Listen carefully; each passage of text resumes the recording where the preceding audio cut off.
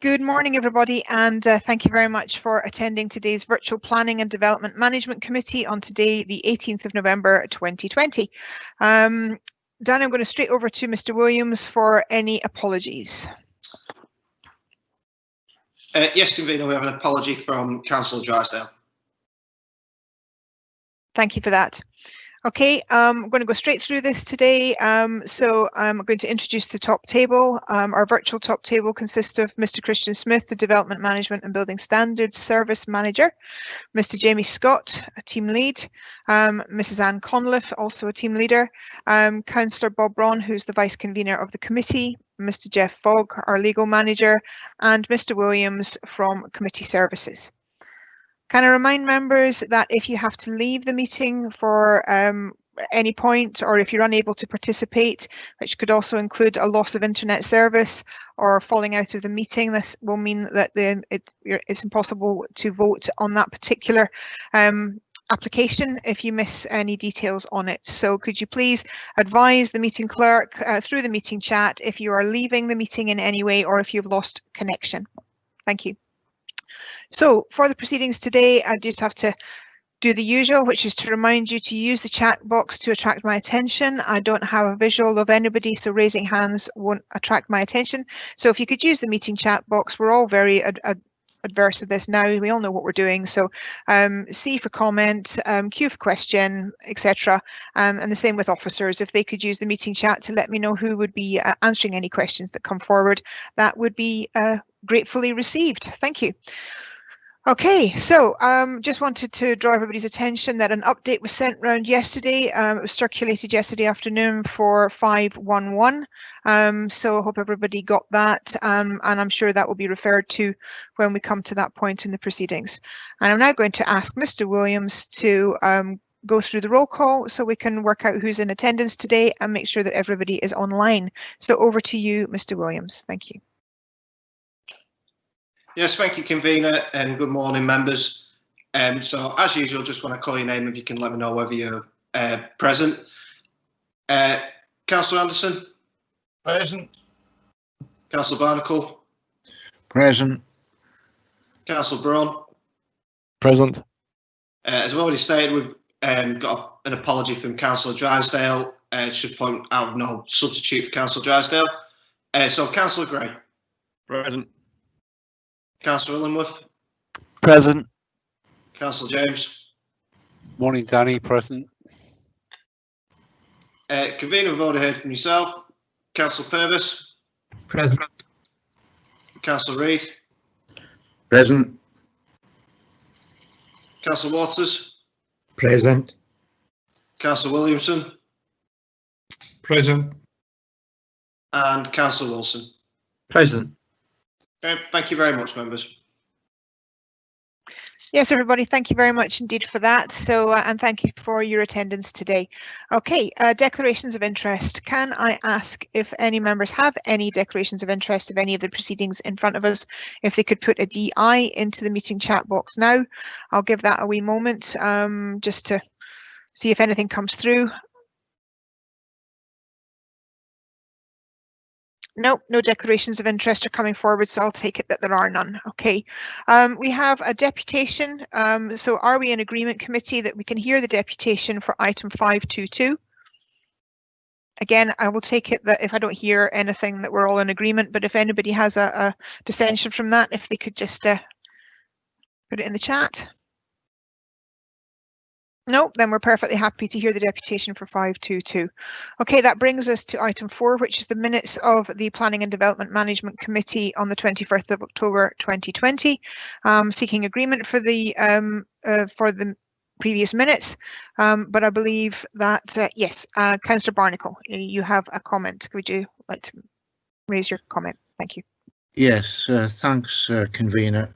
As I intimated earlier to you, in relation to the Cross Tay Link Road item on the minute, it would appear that the amendment moved by Councillor Purvis and seconded by myself is not recorded in the minute, neither is the vote thereon. So I just wondered if that could be looked at and amended in due course. Absolutely. Thank you very much for bringing that to our attention, Councillor Barnacle. And I accept that. It's not present there. So I just need to confirm with Mr. Williams that that will be updated, and we will make sure that the committee has full sight of that. So over to you, Mr. Williams. Yes, thank you, convener. And just to explain the process to yourself, Councillor Barnacle, and to everyone, if you're satisfied to accept the minutes subject to an amendment to the minute being the amendment and the vote from the Cross-Tay Link Road application going in, what that'd be, would that be part of this minute? We can put a thing saying the minute was accepted subject to, and then I'd put in the council of purposes amendment and the results of the vote. I do apologise for it not being there in the minute we're seeing before us. I think it's just basically a sort of wrong version was uploaded. Wrong version of the minute was uploaded. So I do apologise for that. So it's whether you're satisfied to accept the minute as is, but subject to amendment. Well, thank you very much for that, Mr. Williams. Yeah, okay, it might be that the wrong one uploaded, but I think it's important that the committee get to see the right minutes. So again, I'll open it up to Councillor Purvis as it was his amendment. Again, we have spoken offline, but Councillor Purvis, if you are happy for that to be circulated and everyone to get sight of it, but to agree these minutes, but we will make sure that the anything that is sent out is agreed by the committee, but we will agree these minutes. Are you happy to proceed under that basis?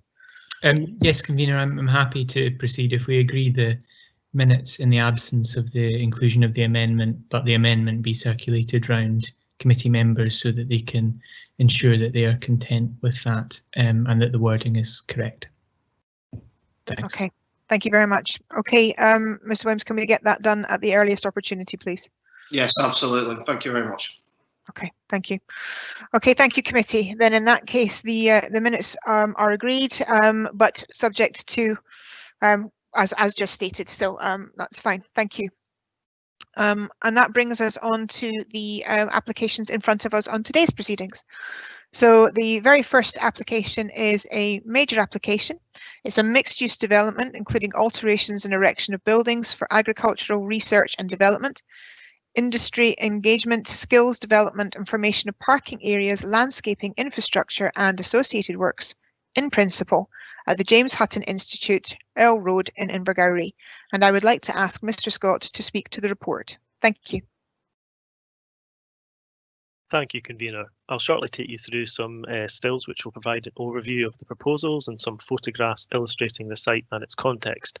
Firstly, though, I wish to advise committee of an update to the report. The update relates to the consultation response from Transport Scotland, which is summarised in paragraph 29 on page 31 of the papers. A briefing, as you mentioned, was provided to members in advance of committee, but I'm going to clarify and summarise here. On the 13th of November, we received a formal consultation response from Transport Scotland, which confirms that they have no objection. However, they do advise that a planning condition should be attached to any permission granted. It is now proposed that this condition forms part of the recommendation to approve the application, to address the requirements of Transport Scotland, and to ensure the delivery of this link road is linked to the wider development of the site. The condition would become condition 18 on the conditions as set out from page 39 of the papers. The proposed condition would be worded as follows. Prior to the occupation of any development hereby approved, the proposed modifications to the A90 Main Street roundabout, generally as illustrated on drawing number 135585/SK7001, that's on page 86 of the transport assessment submitted by the applicant, shall be implemented to the satisfaction of the Council as Planning Authority after consultation with Transport Scotland. As I've alluded to, the reason for the condition is to ensure that the standard of access layout complies with the current standards and that the safety and free flow of traffic on the trunk road is not diminished. That completes the update, and I'll now take you through some stills. This aerial photograph identifies the site in red, extended to most of what is the current operational campus of the James Hutton Institute, and it includes the site access off Errol Road to the south. Invergowrie itself is visible to the south and east, and the A90 trunk road is located to the north. Now taking you to the next still. This is the LDP2 settlement map for Invergowrie. The boundary is delineated by the black line. The full extent of the Institute's current base is the grey hatched area in the centre, which is safeguarded for core employment uses. The land surrounding the base, which is marked in blue, represents site E37, which is allocated for core employment uses to accommodate the expansion of the Institute and other Class 4 or food uses. This next still shows the existing site plan. Beyond the site, the blue line identifies land in the ownership of the Institute. The area outlined in green denotes the site boundary for the separate planning application, currently pending determination, for the formation of an access road from the Institute to the aforementioned A90 Main Street roundabout to the north. A more detailed view now of the existing site. This plan shows the extent of the office, warehouse and agricultural buildings. For the purposes of the development of new buildings that are being proposed here, the site can be broadly separated into two areas. To the east, centred on Building 1, and to the west, centred on Building 5. The next still illustrates the master plan proposal for the whole site. This master plan would be delivered in phases. The new access road would be delivered first, then progressing to the demolition of Building 5 to the west, which would lead to a new centralised base for, building to the west, which would lead to a new centralised base for an integrated farm and field facility for farm research. Some buildings would then be demolished to the east around buildings 1, 2 and 3 for the erection of an international barley hub and advanced plant growth centre with the increased open space plaza around. These new buildings would then allow increased accommodation for staff research, including from other buildings on the campus, which would then be refurbished for future use. Lastly, redundant and temporary buildings would be removed as the final phase of the development. I'll now take you through a series of photographs taken from outside and within the site. This was taken from the site access at Errol Road, so you can see the campus is visible in the distance in the centre of shot.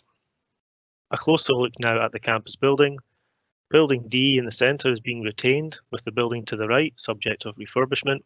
The buildings to the rear of these would be demolished to facilitate the new barley hub and advanced plant growth centre I mentioned earlier.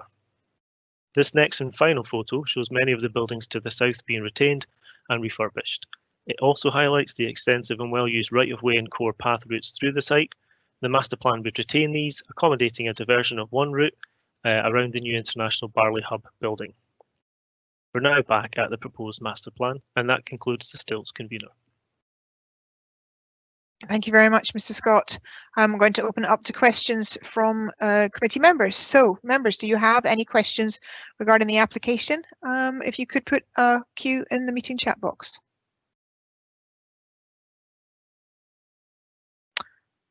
No, we don't seem to have any questions.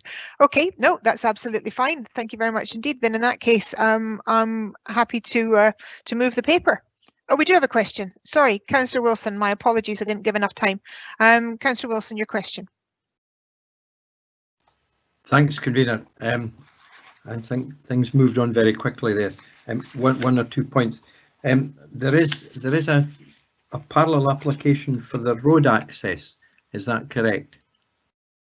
The new road access. Yes, that is correct. Yeah. Sorry, Mr. Scott.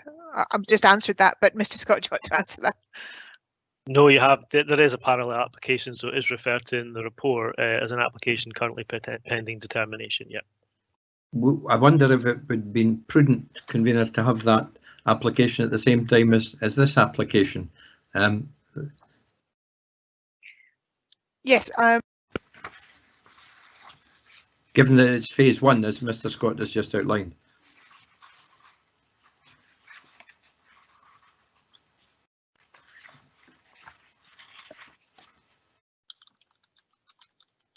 Councillor McCall, convener, you're on mute, sorry. Well, that certainly won't help. Thank you very much indeed. My apologies. I'm clicking it on and clicking off. Sorry, everybody. Yes, I am going to go to Mr. Scott to answer that question. It was a point that was discussed, but I believe the amendment that does link the two applications. But Mr. Scott, over to you. Yeah, as a separate planning application, it's not actually subject to any representation, and it is a fairly straightforward technical matter. So it would be phase 1 of the wider development insofar as where the road does overlap with the red area. So you'll see in the plan in front of you, there is a red line and a green line. So that's effectively the first phase of this development I'm talking about. It will be necessary for the road in time to come forward, but considering it was lacking of any contention, it's a fairly straightforward proposal. So decision was taken that it could proceed in isolation, indeed be dealt with under delegated powers. Insofar as the recommendation being made before you, the condition recommended by Transport Scotland ensures there's a direct link between the two, so one can't happen with the other. Transport Scotland are entirely satisfied with the new link, so the new link road, as are our transport planning colleagues. So I think there's a satisfactory control, and I say the lack of contention in the public. In fact, I think within the public engagement exercise, they actually welcome the new link road because it would allow traffic to be deviated almost entirely from going through Invergowrie, and it would avoid that entirely. Thank you. Convener, thank you for the response, which is what I anticipated, but I'm surprised in some ways because of the high public interest in this application and the road application. The road application is one where the community are interested, particularly because it will remove a great deal of traffic from the roads in Invergowrie. Could I maybe just ask, I know this is not the application before us, but because it's on the master plan, Convener, I'm allowed to ask a question about the road. I'll allow it. I mean, I know it's not the application in front of us. I mean, we do have a process within council where there are certain applications that do get decided under delegated powers, and the road application is very much fitting entirely into that process. I'm happy for you in this instance to ask a question on the road since it has been referred to, but it isn't actually the application in front of us. I will do my best to be brief, Convener. Thank you. The new road will link in with what's known as the Invergowrie roundabout. Just for clarification, that isn't the Swallow roundabout in any shape or form, but the roundabout at the western end of the Invergowrie Main Street. There's a reference to traffic lights. I just wanted to clarify if these lights would be, are they at the junction of the east end of the main street in Invergowrie as it joins the bypass, or have I missed that? Councillor Wilson, yes, you are correct. It will be at the end of Main Street where it joins the A85 at Riverside Avenue. Thank you. Just to check my understanding, Convener, I don't think of any other major questions at this time. The points have been answered. Thank you. Thank you very much indeed, Councillor Wilson. So I'll open it up again just to ask, in case I was a little fast earlier on, do we have any further questions for officers?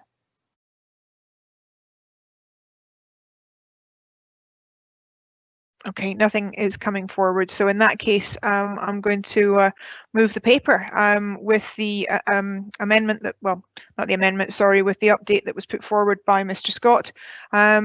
This is what's been planned for. This is what's gone through the Tay City deal. This has been in our development plan, and I am just happy to see this development coming forward. I'm happy to see the investment coming forward. I'm happy to see that, especially in this time with everything being so uncertain in various parts of our economy and various parts of Perth and Kinross due to the current pandemic, we have something positive and something moving forward, and I think it's great to see. So I am more than happy to move the paper with the addition put forward, and I see that I have two seconders, but Councillor Wilson was first. So Councillor Wilson, your comments on seconding. Thanks, Convener, very much indeed. Thanks for the answer to the questions. I'm very familiar with the site since I many years ago attended Invergowrie Junior Secondary School, and I've been associated with the institute, known as old days as the research, for all my life. Convener, you said this was a major application. I would say this is a mega major application in terms of international, global importance. The work done at the Institute is world leading in terms of plant ecology and research, and it's of huge importance, not just in relation to crops in the United Kingdom, but throughout the world. And today is a really historic occasion for us to be able to give approval to this application. It's a crucial part in the whole planning process, as is the city deal. announcement, which we hope will come soon, Convener. It's of huge importance locally. It's of massive importance to Perth and Kinross, but it also affects things worldwide. It's part of a world-class service that's provided, and I'm not just happy to second, I'm enthusiastic about this. Absolutely, we should be joyful, I think is the right word, that we've got this institute on our patch, and we should be delighted to give it our very fullest support and enthusiastic. Just absolutely pleased to bits, I think is the right. It's maybe not a very good planning term, but it's how I feel about it, Convener, that we're able to approve this today. I hope unanimously, and maybe with other contributions, but it's a major step forward, and I wish them well. Thank you. Thank you, Councillor Wilson. Yes, I think it's fair to say you're fair chuffed. So thank you. Councillor Anderson, I know that you were put forward to second. I was wondering if you wanted to make a comment. Yeah, thank you for that privilege. Yes, James Hutton Institute, as Councillor Wilson said, is a worldwide. It's worldwide and well respected and a leader in agricultural developments, and I'm very pleased to see this coming forward. And as Councillor Wilson said, I hope that this is unanimous, as well as being a great asset to Perth, being on the doorstep of Dundee. It will also help with Dundee and Angus as well, which is good for the whole area, and I hope that we can work with these councils with other developments in the future. So that is also a sign that things is very positive for us as far as this is concerned. Thank you. Thank you, Councillor Anderson. Councillor Reid, you have a comment. Thank you, Convener. And I just want to echo the sentiments of Councillor Wilson and Anderson. This is a fantastic, world-renowned institution, and it's absolutely brilliant that we've got the go-ahead to do it. So it's really great news. Thank you. Thank you, Councillor Reid. Councillor Gray, your comment, please. Yes, thank you, Convener. I very much agree with what's been said before regarding this institute. Extremely important, and I'm quite confident that when the details come through all these buildings, they will allow efficient operation by the institute to meet all the requirements. But I very much look forward to see their ultimate design. Thank you. That's lovely. Thank you very much, Councillor Gray. Okay, there are no more comments coming through, but I think it's safe to say that we're all unanimously pleased with this application coming through, and I look forward to following it right the way down the line to the buildings being built and the research being done, and taking us forward into future centuries. So I'm really looking forward to that. So thank you very much, everybody, and that moves us swiftly on to the next application in front of us. So the next application is the erection of 75 dwelling houses and associated works, changed to house type, layout and plots 24 to 91, permission from 151109 at land at Bertha Park in Perth. And I would like to ask Mr. Smith to speak to the report. Thank you. Thank you, Convener. I'll give a brief summary of the proposal and then move to some informative slides. And if we can use the first slide actually as the background whilst I'm doing that, that would be great. So the location is within Bertha Park, just north of the new high school. It proposes 75 houses, a mixture of terraced and semi-detached properties. And as we see, on a site which already has planning permission for 68 dwellings, which comprise 20 flats and 48 houses. An application earlier this year for 82 houses was withdrawn after concerns were raised by officers on a number of fronts, particularly the limited garden ground, excessive level of on-street car parking, and wider issues with the quality of placemaking. This amended scheme is now considered to have addressed those issues identified in that initial application, and detailed improvements have been made following officer comment during the processing period. Now, the houses are to be operated centrally as market rented properties. This type of housing is a national priority and is a sector underrepresented in Perth and Kinross. It's also a tenure which sees some difficulty in achieving viable schemes in locations such as ours. As such, it's seen as important that we offer flexibility in relation to the Council's developer contributions and affordable housing supplementary guidance to ease the viability pressures and thus support delivery of this key part of the overall housing offer in our area. That issue is discussed in some detail at paragraph 71 and also in the conclusion and reasoning at paragraph 77 of the report.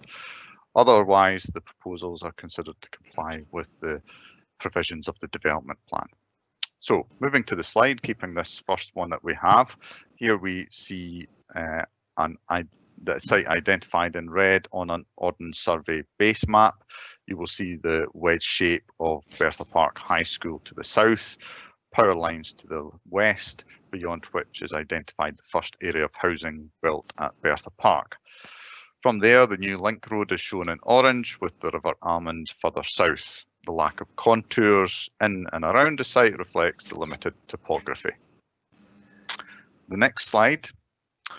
This is a similar but stripped down location plan provided by the applicant and outlines in a dotted red line the extent of Bertha Park, showing the site sits towards the eastern part within what is known as the East Village character area. The third slide, here this image shows a comparison of the previously approved development in the left of screen, where we can note the road pattern which is continued into the current proposals. The current proposals obviously sitting to the right. Although it may not be too obvious, the detailed arrangements of roads does differ between the two, such as the angle of bends, lay-by provisions, etc., as does the number of dwellings, as well as the extent and arrangement of open spaces. Particularly, the approved scheme saw 68 units, as I said earlier, which included flats as well as terraced, semi-detached and detached houses, whereas the current proposals see 75 units comprising only semi-detached and terraced houses. The next slide is a further comparison. We now compare the initial submission and the initial and subsequently withdrawn submission, which proposed the 82 units and the current 75. The latest right-hand image clearly shows the space created by the reduction in numbers and how this has allowed for parking to be reduced and significantly removed from streets and into courtyards, the provision of more public open space, and equally importantly, increased generosity of private garden ground.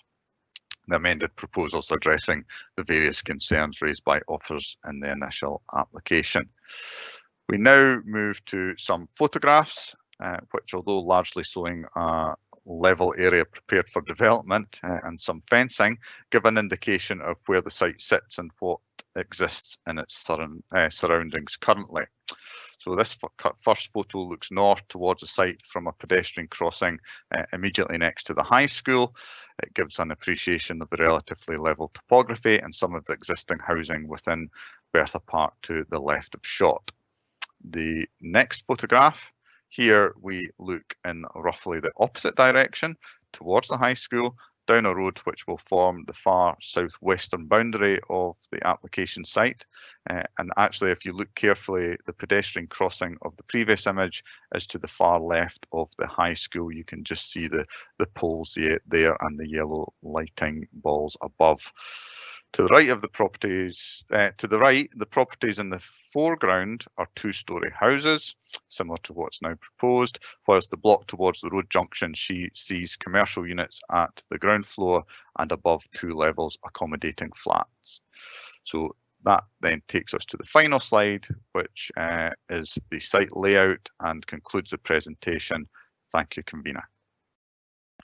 Thank you, Mr. Smith. We'll open it up to questions, and Councillor Wilson has got in there. So, Councillor Wilson, your questions, please. Thanks, convener. I think I've 4 in total, but I'll keep them brief. page 58, para 51, it says this is relatively high density. I just wonder if the planners can advise us on how high this density is on the Richter scale of high density, because it's not quite clear what the meaning of that is. That's the first one. I think as is in the report, it's I think I recall 44 units to the hectare, which is considered an appropriate density for this character area, this location close to the school and the commercial unit. So 44 units to the hectare is the density. How, convener, supplementary, how does that compare with the densities in the immediate area that we've just seen on the photographs? It compares very well, Councillor Wilson. It's very similar.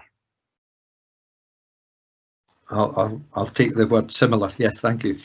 I'm now on page 60, para 65, waste collection, which really refers us to informative number 10, which I did read, convener, and having read it, I'm not terribly sure if, as a layperson reading it, you would be much the wiser.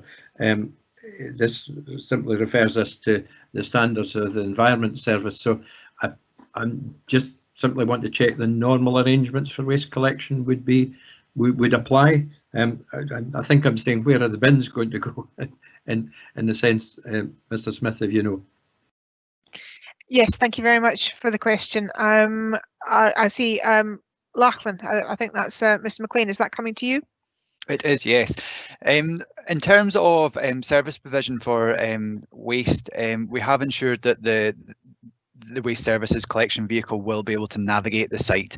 So we've had a swept path analysis on that to show where that the lorry can navigate the site. So we're relatively comfortable that wherever the bins are placed, we will be able to serve the site.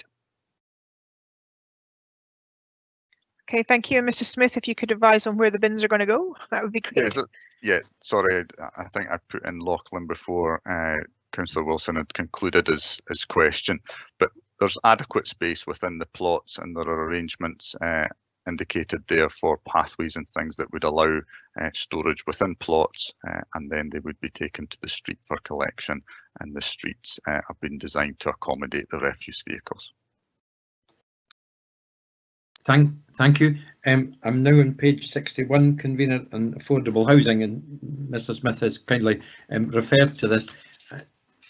This is right in understanding it's privately supplied housing for rent, and that's part of an innovative initiative, if I can call it that, to increase the level of more affordable housing.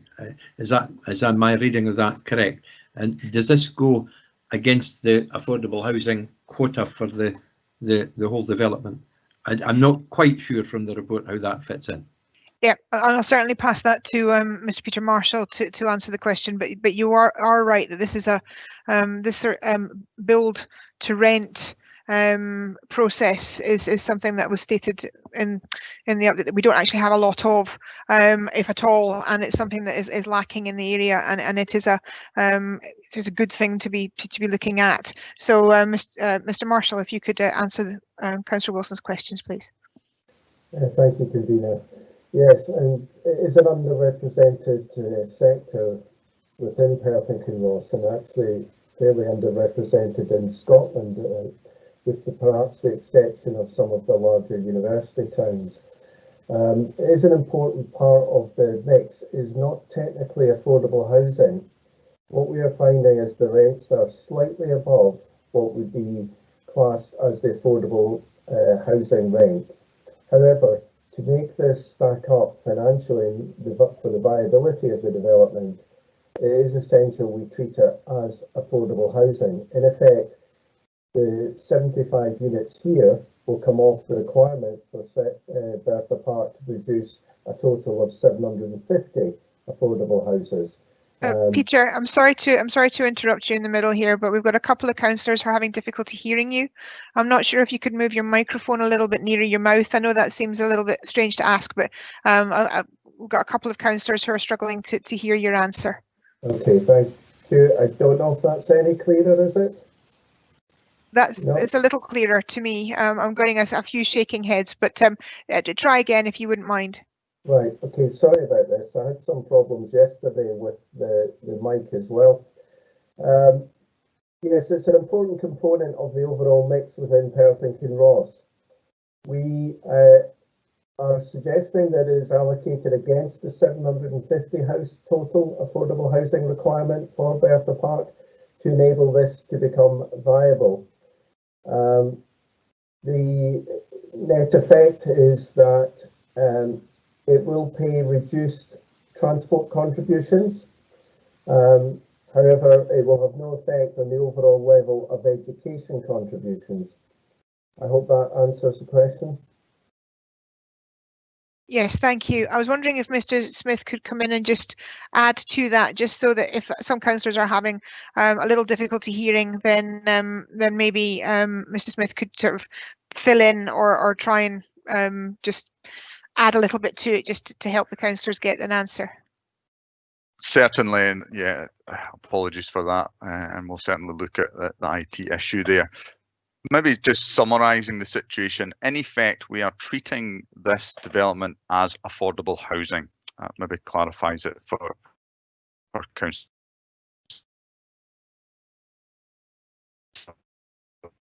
Wilson. So 70%, the definition of affordable housing in the supplementary guidance. However, the rental levels that are indicated to be achieved are only just above that level that could be considered as affordable housing. So we're counting as affordable housing. That's on the basis that this is an underrepresented sector within Perth and Kinross. In fact, it's very lowly represented in Scotland generally, as Peter had indicated.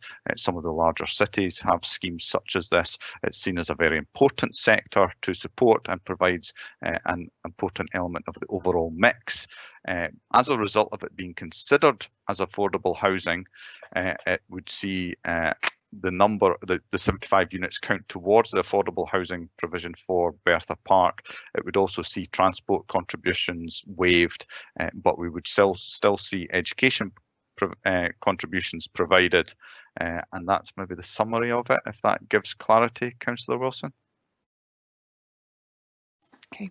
Convener, thank you. I realise we've communications difficulties, but I've got the gist of the answer, and that is that this counts towards part of the affordable housing quotient for Bertha Park, and I'm comfortable with that. My only passing comment is it creates I think a precedent that we'll need to keep in mind in future applications.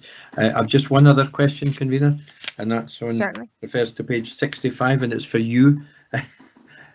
Para 8, or condition 8, if and when you're moving approval of this report, Convener, would you be prepared to add in my normal sentence about and maintained in the future to the satisfaction of the planning authority? And I I'll would. rest my case on that. Thank you. No, absolutely. My apologies. I do go through the papers normally to make sure that is in at every turn.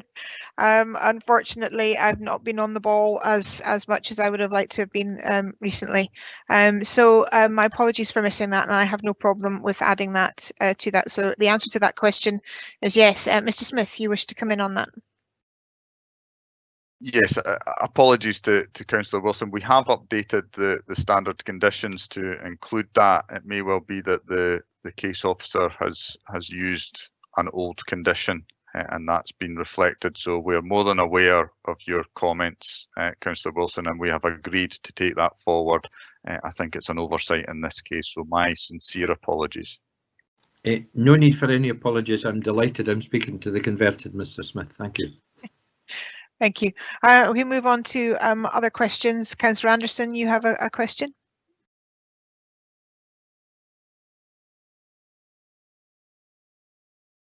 I think Councillor Walters was before me. No? Apologies, sorry, I'll just go back. Yes, you're entirely correct. My apologies, Councillor Waters. Gosh, I'm doing well this morning. My apologies. Councillor Waters, if you'd like to ask your question, and then we will go to Councillor Anderson. Thank you. Thank you, Convener. Two quick questions. One carrying on from Councillor Wilson's question on affordable housing. And Regarding the rents that will be set, the market rents that will be set for this, I assume we will have no controls over that to ensure that it is just above the affordable housing threshold. Can officers please confirm that? And on the same vein, this is we can see with the drawing in front of us, this is a Springfield development, as I believe most of Bertha Park is, and I'm struggling to understand the concept that why the affordable housing provision, if this is to be part of that allocation, can't be spread around the rest of the site. If officers can just give me some guidance on that and some clearance to the thinking, that would be great. Thanks. Yeah, absolutely. I mean, I'll be very honest with the committee. I've been involved with many Scottish Government meetings and on the push to look at build to rent in the area, to look at having that offer as part of what's within Perth and Kinross. So it is interesting to see this coming forward, but I'm not sure maybe everybody else is up to speed as to the concept of build to rent. So anyway, I'm going to pass that over to Mr. Peter Marshall. Hopefully we can hear you better this time, Peter. And maybe if Mr. Smith could come in as well to answer Councillor Waters' questions. Thank you. First of all, can you hear me?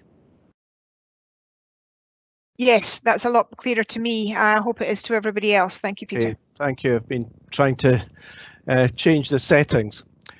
Sorry, the overall development of Bertha Park will see affordable housing in a variety of locations. However, in the early phases, and we have identified that the highest density areas should be around the village centre, where a number of the affordable housing developments are located closest to the shops and what will eventually be the schools in the area. So yes, there is a planned approach to this that will see a higher percentage of the affordable housing in this central location. In terms of the rental levels, from the early discussions, we're quite confident that this sector of the market aims at relatively modest rental levels, and the nature of and size of the houses as well will, to a certain extent, dictate what you can achieve in a rental level. We now in Scotland have legislation which regulates when landlords can increase rental levels and the amount they can charge. So it's only really about that initial setup of the development, and beyond that there is legislation to control rent levels. I hope that helps you with the question. Councillor Waters, I think part of it helps with the price of the rented stuff, but the other element in my question was regarding why, I think, what is it, 17 houses should according to our affordable housing policy, 17 houses should be affordable. Often in developments we see big developments, we'll see affordable elements come forward in one section. So why can't that 17 houses that would fit into our affordable policy for this site can't be accommodated elsewhere? I have no issues with the concept of this, the market rented property. I think it's a great idea. I think what is where I am still not convinced, and I would like a bit of clarity on is why the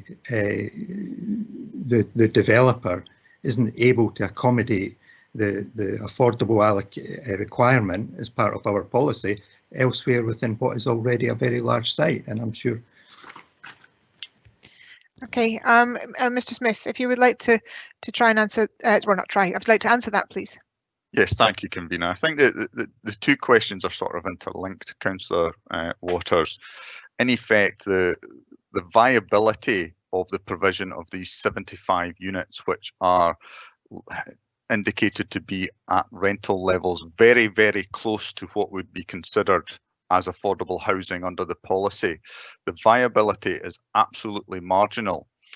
And in order to provide 75 units that are very, very close to being considered affordable housing, there needs to be a bit of a quid quo pro to allow this to happen. So what we have done is taken a flexible approach to the various policy provisions in order to see this very important sector and reasonable rental level provision across all 75 units. The rental levels would then be controlled through other government legislation, so there is no need in the planning context to have any control over that.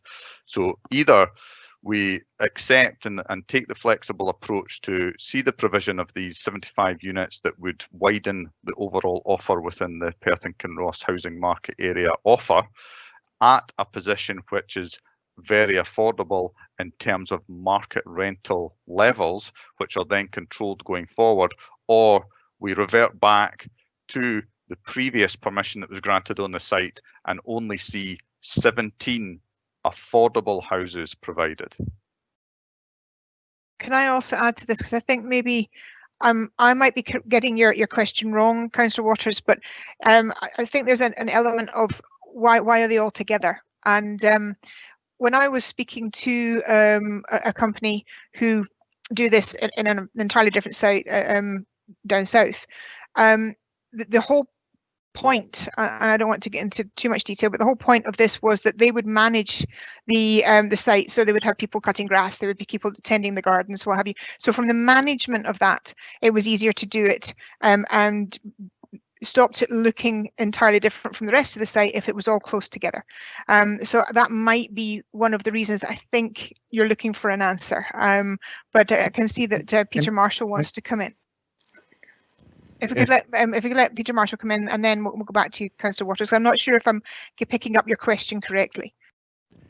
If I can add to what Christian said there, I think we also need to note that within this area, in addition to Bertha Park with a requirement for 750 affordable houses, we have the Almond Valley development with a requirement for between 300 and 400 houses as well. So this is an area where we have a long-term and large supply of potential affordable houses. It makes it easier to have the flexibility on this site than it might be had they come in a small village where there was a high need for affordable housing, and this was taking up all of the available land for affordable housing. So it's not something that we would be suggesting in every site location. Indeed, the report emphasises this is, to a certain extent, a trial to see if we can stimulate this area of the market, and also it has to be considered on a site-by-site basis. Thank you. Can I just the issue isn't what I'm struggling with isn't the concept of what's happening here. What I am struggling to understand is allowing the full 68 houses to come down as the affordable quota for the whole site will mean that there's less necessity to build affordable housing through the whole site. Now, if we were looking at this in its entirety, and because of the need and the type of site it is, and there was a request to sit and say, you know, let's forfeit any affordable commuted sums for the requirement for the site in itself, which is 17 houses. There's no issue, but what we're doing is in allowing the entirety of the affordability element of the site to carry forward to the whole site means that there's less need for the developer to provide affordable housing in the remainder of the whole Bertha Park scheme, and that's the part That's the part I am struggling with, is the consequences of giving the full element of the affordable allocation or what is not affordable housing to affordable housing, is the impact on the remainder of the Bertha Park site on the amount of affordable housing that needs to be provided within that. Sorry, I'm not sure that's been answered. That's been answered yet. Mr. Smith, if you could answer that. I now understand your question more. Councillor Waters, my apologies. Mr. Smith, if you could answer the question, please. Yeah, I think I'm clearer now as well. And I think in effect, yes, you are correct. So 75 of the overall total of affordable housing units would be considered to have been met by these 75 units, which sit just above the threshold of what is defined as affordable housing. But the reasoning for that is that this is a very important housing sector that would see rental levels very close to what would be considered as affordable housing. And in order to support that, we are satisfied that the viability is such that without that flexibility and support by ourselves, that this would not happen. And what we would most likely see is a standard approach taken, that the 68 houses that are currently approved on the site would come forward with only the 20% of those being affordable, the other number being perhaps much more out of reach than the rental levels that would be available as a result of this development.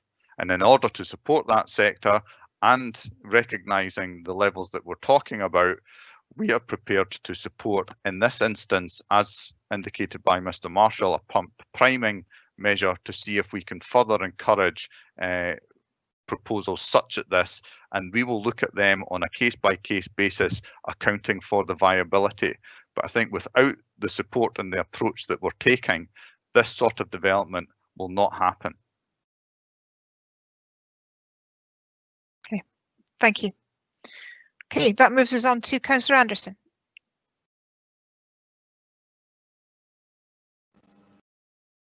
Thank you, Convener. Yes, I have two questions. First one is, it's been discussed already that we'd hoped for silver standard in the houses there, but if I remember rightly, that hasn't been achieved. But we're now getting discussed that there's a 10% of level required. How far is the 10% off the silver standard? Because I get by reading this, I get that there's not a big gulf between the two issues. Can someone give me some clarity? Because I believe it's a condition, condition 4 on page 64. Mr. Marshall, could you answer the question, please? I'm not sure I'm the best person to.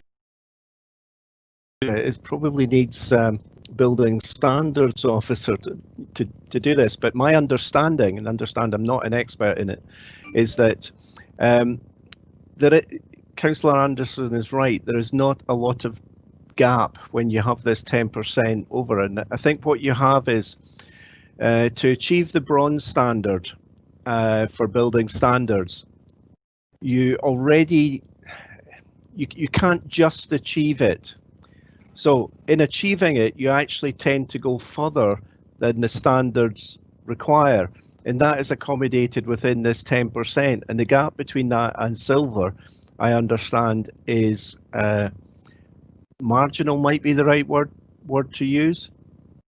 But I have to say I'm not a building standards expert on this. Mr. Smith, could you come in maybe and just give a little bit extra to that, please?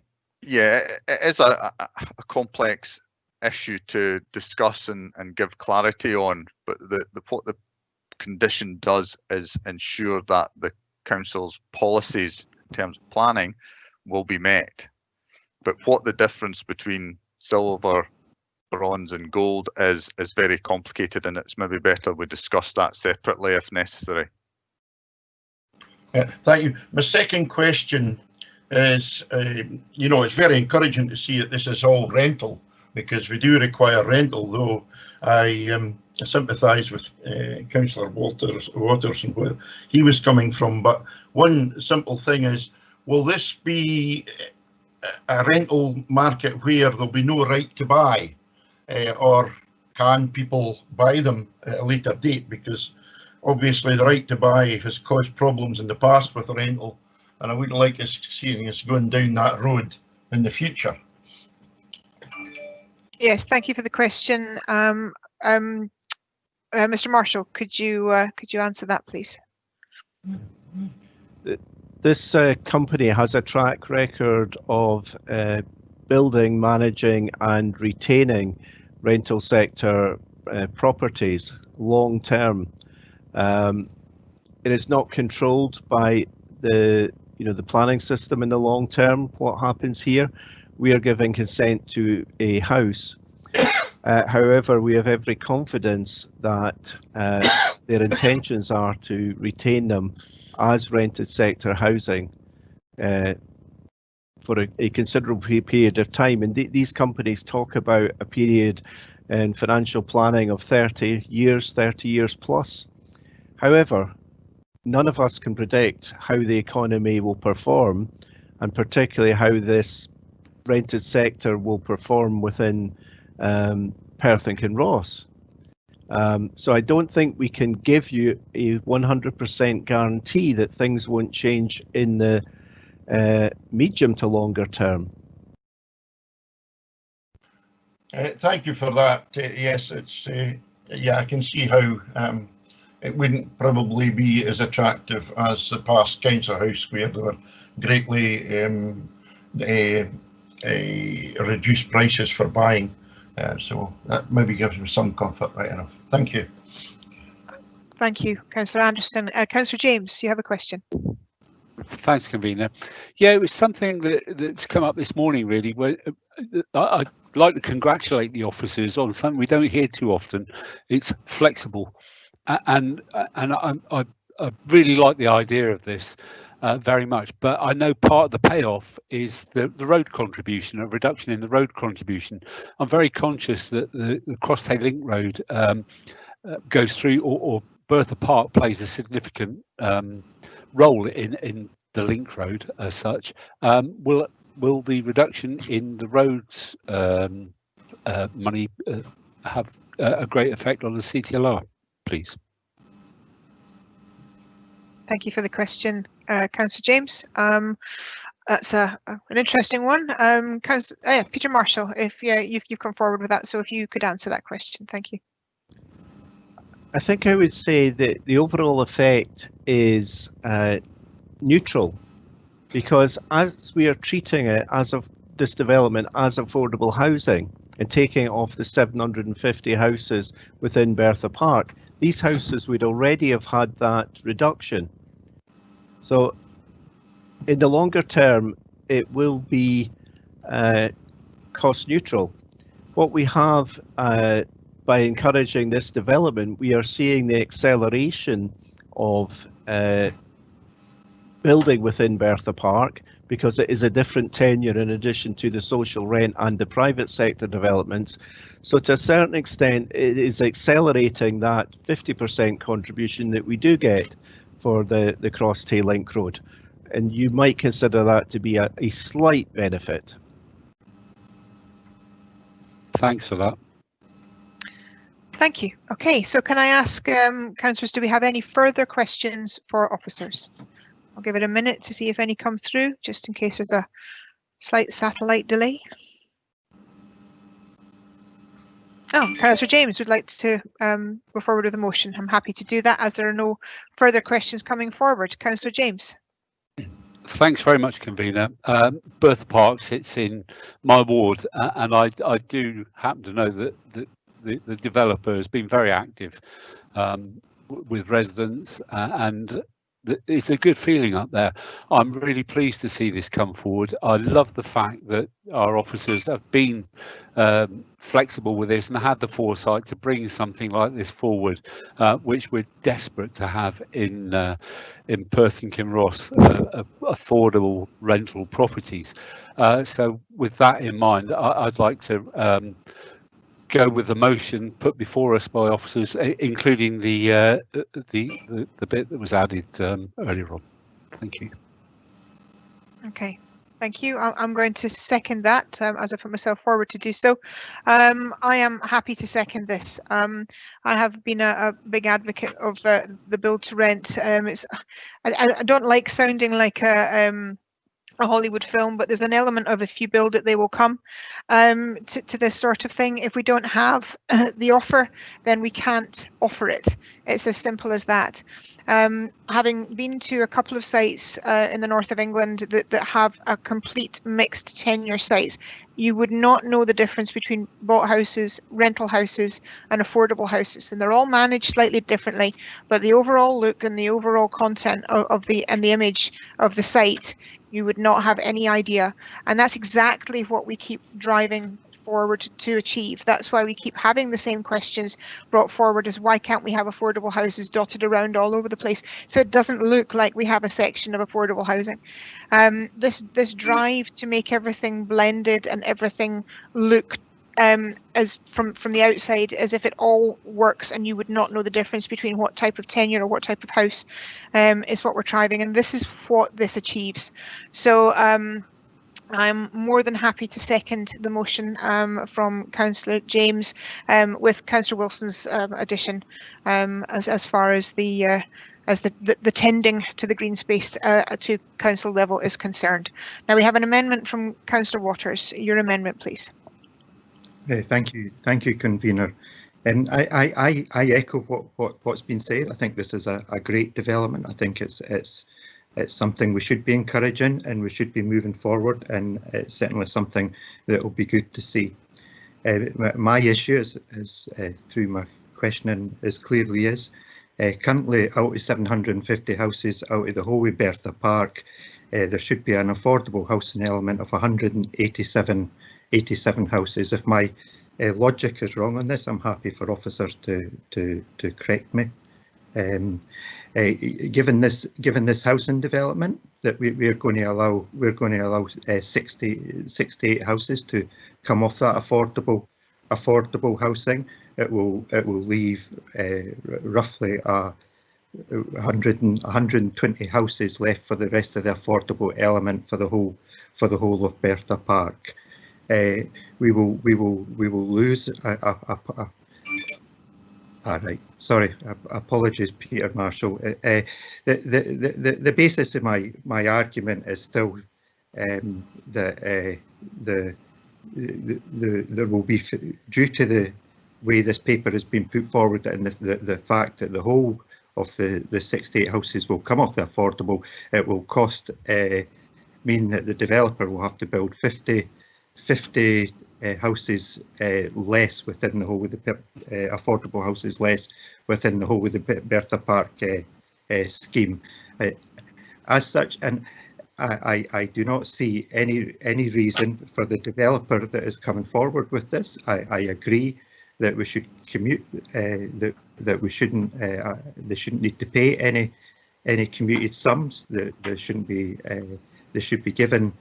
There shouldn't be any affordable housing element requirement for them within this site within its own rights, but this should not affect the rest of the Bertha Park development. It should not undermine the amount of affordable housing that we are developing through the rest of the affordable throughout the rest of the site.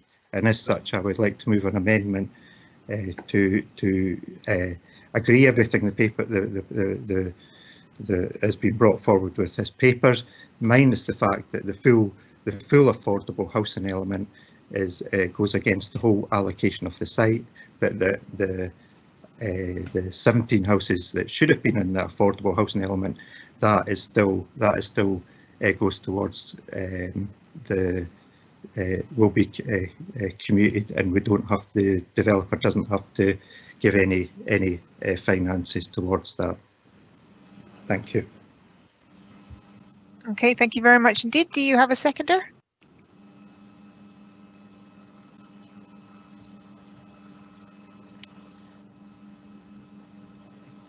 Okay, apologies, Councillor Ward.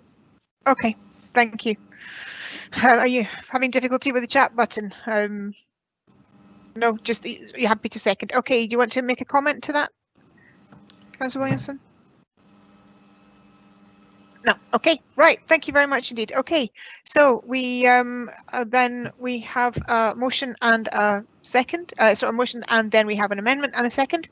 We're happy to put that forward to go through the process. Okay. Right. So I guess. Sorry. My apologies. The screen's jumped. Right. So now if there is any comments that need to be mentioned, if anybody has any comments and wants to add to the debate, if they could put a C in the meeting chat now.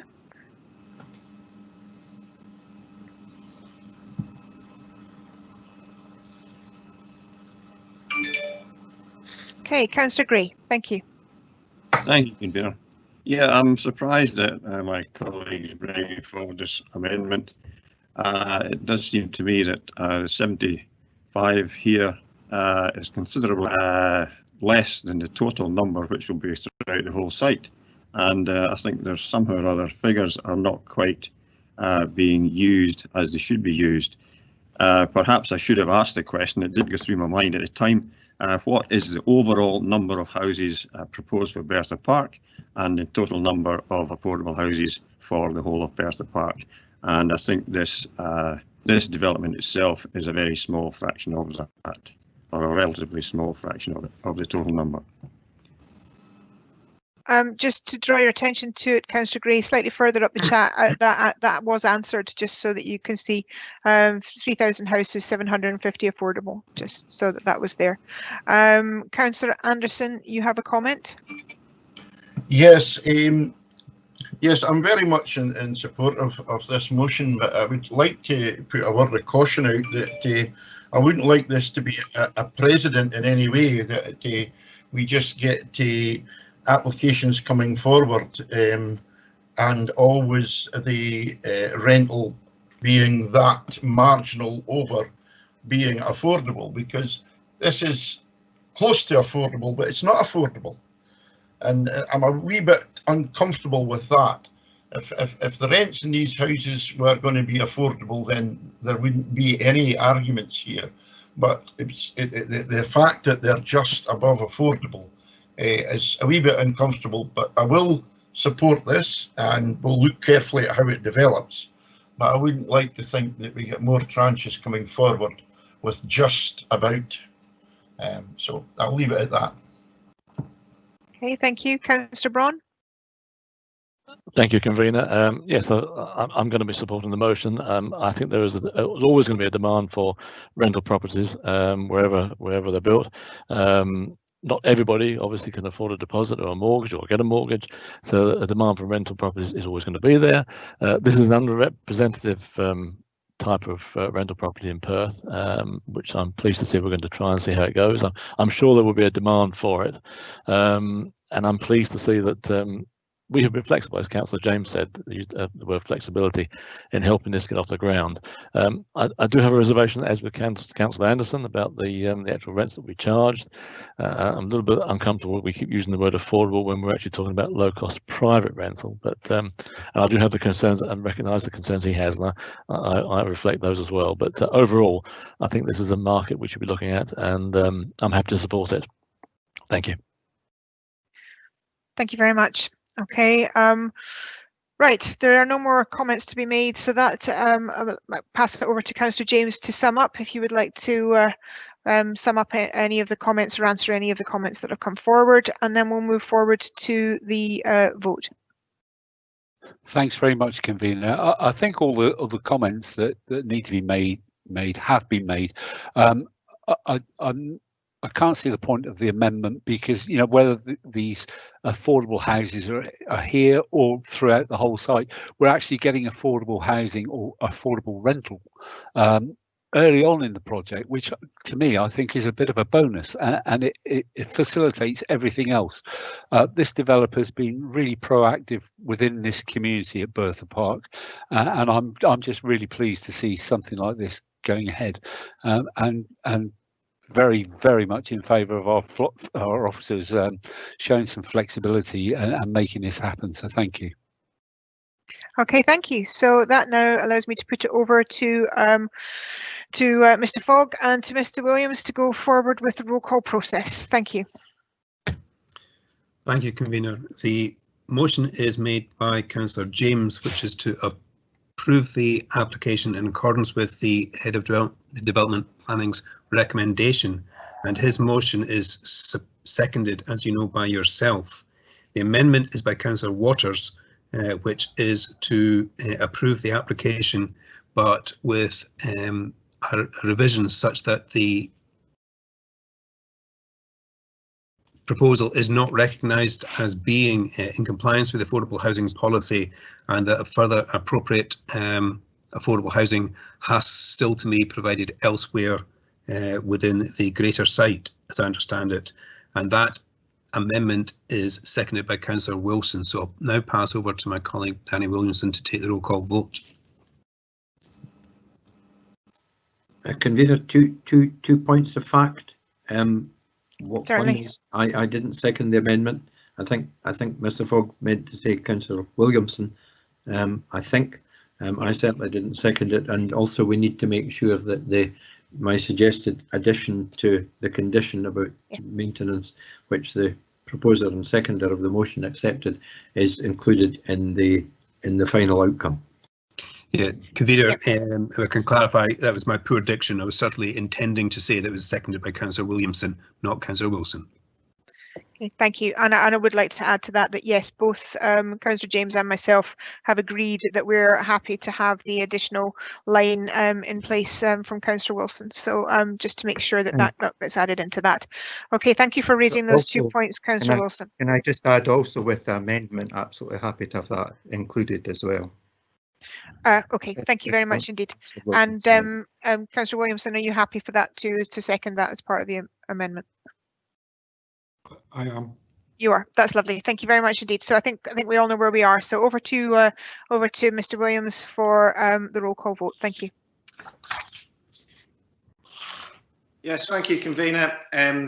So members, when I call your name, if you can let me know whether you'll be voting for the motion, which is proposed by Councillor James, or the amendment as proposed by Councillor Waters.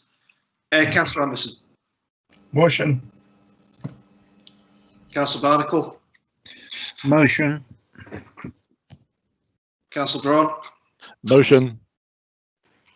Councillor Gray. John. Motion.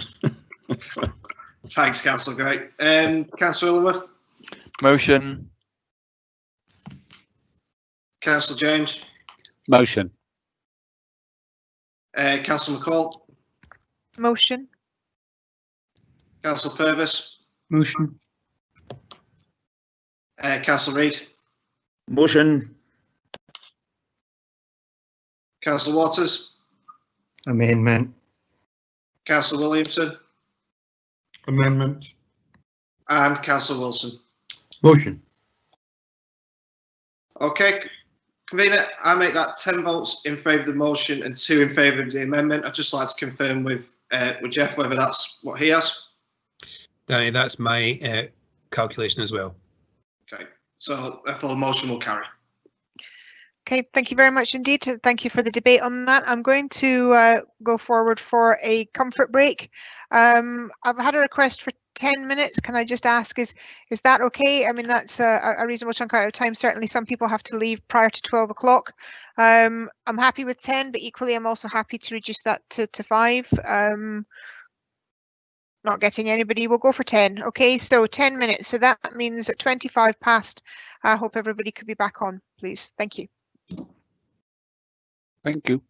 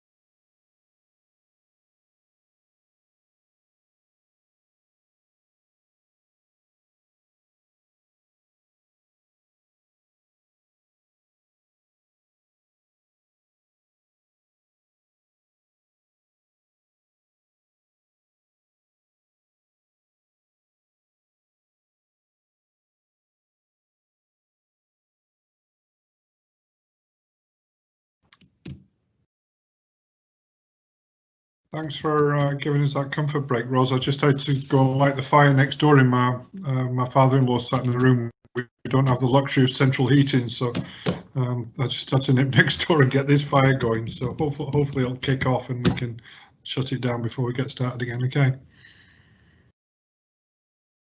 you.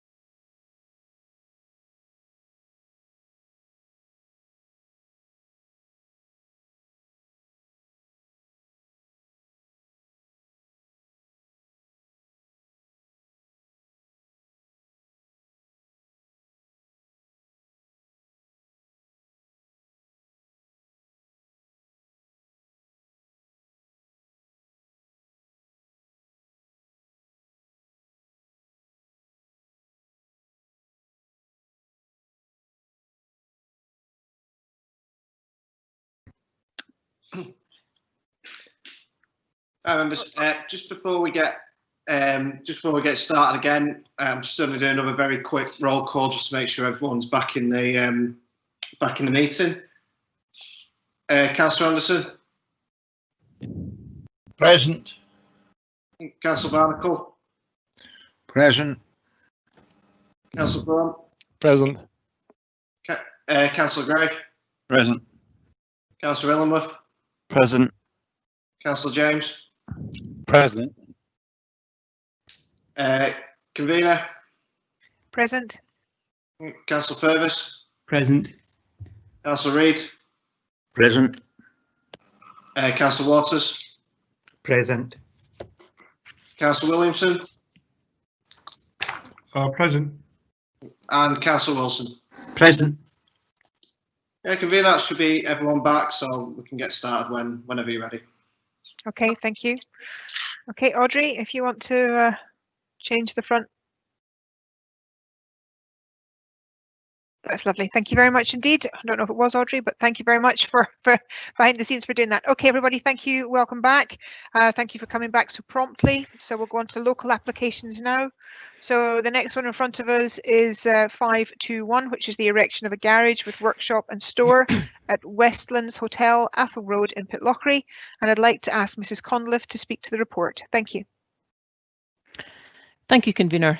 The application is for the revised design of a garage which was granted planning permission by members back in 2018 when an application for the rear extension at Westlands Hotel Pitlochry was granted permission, along with a staff accommodation building and this garage building. The use is now described as a garage / store / workshop rather than the approved triple garage. I will now take members through a presentation of slides which show both plans and various photographic images to set the scene for this proposal. This aerial photo shows the site in red, located at the northwestern end of Pitlochry. The site sits to the north of Athol Road, west of the main town centre. This site plan shows a full planning unit in red, and the dashed blue line being the approved rear extension to the hotel, with the dashed rectangular block to the north being the two-storey staff accommodation, and finally the smaller rectangular in dashed blue adjacent being the garage building subject of this application. This site layout plan shows the position of the garage clearly in blue to the rear of the site, adjacent to the staff / manager's accommodation. Access is taken directly from Athol Road to the south of the site. We will now move to a couple of photos which seek to show the context of the surroundings. This first photo is the entrance to the site of Westlands Hotel in Pitlochry from Athol Road. And this second and final photo is taken from that access and parking area for the hotel looking to the rear of the site. Members will see the new two-storey building, which is a staff / manager's accommodation, and the smaller garage building adjacent. It is this garage building which is the subject of the application, having been constructed not fully in accordance with the approved plans.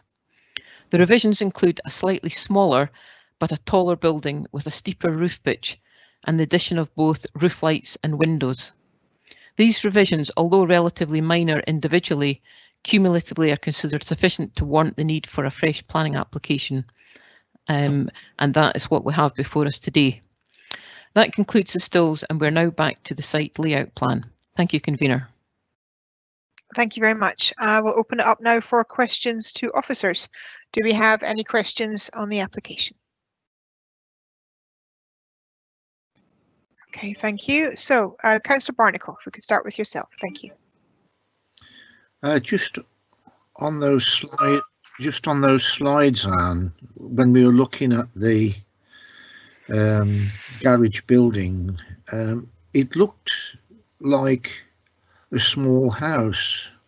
Is this what is engendering the main representations that the people think this could be used for accommodation, or are they misguided there? Thank you for the question. Mrs. Conliffe, you could answer that, please. Yes, I mean, you would have seen on the letters of representation that there are concerns over the whole development here at Westlands Hotel, and there are concerns being expressed about the potential of the utilisation of this building as a residential unit rather than as a garage. And certainly you can see from the photo that's on the screen at the moment that it does look like a very small house. However, the layout is very clear that it is for a garage, a workshop and storage building, and that's what's applied for, and that's what we would, if it was granted today, that's what we would then be granting. Should there be any change in that, it would require a change of use application to be residential. But certainly that is the concern of a number of the objections that we've received. Thank you. Councillor Williamson, your question, please. Yeah, I have a number of questions. The first one is round about, I noticed from the representations that have been made that the garage doors that we can see in your last picture, Mrs. Conliffe, was fitted retrospectively. It was formerly a front door to a house. Do you want me to carry on with the other questions? I'm happy for them taken separately, if that works. Or yes, if we could take them separately. Mrs. Conliffe, your answer, please. Yes, that was certainly in the representations that there was a previous door behind that one. I haven't seen it. We've been to the site recently, and this photograph was taken perhaps about 2-3 weeks ago, and shows what would be effectively one large door on the frontage. What might be behind that, I can't comment on because we don't have the evidence of that. But as I say, what we would be granting if it was approved today is for the garage oblique workshop store and not for a residential unit. So any use of the property as a residential unit would be unauthorised, and we would then be looking to take action on that. Does has there been an internal inspection of that property to satisfy officers that this isn't being used as for accommodation, or hasn't been used for accommodation? Again, Mrs. Conliffe, if you could pass it to yourself, please. No, there has been no internal inspection of the premises. It's not something that we would generally do. When we're looking at an application like this, we would take it on face value what is proposed on the layout of the drawings that are submitted to us. Thank you. Do you have an additional question?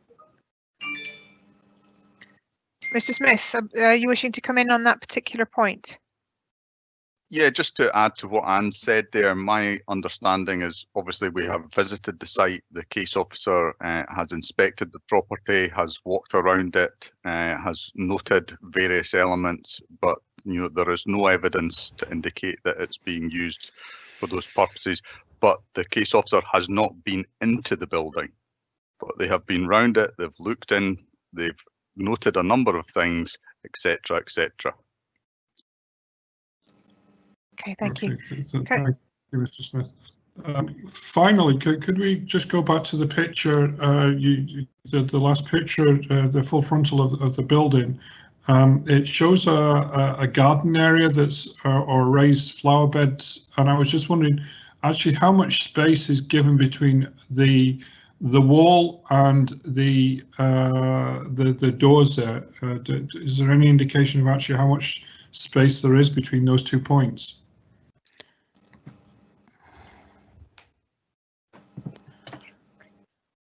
Mr. Conliffe, thank you very much. I mean, I'm looking at that. I mean, if it is a garage of some description, there's going to have to be room for a car, I would imagine, but that's just my imaginings rather than anything visual.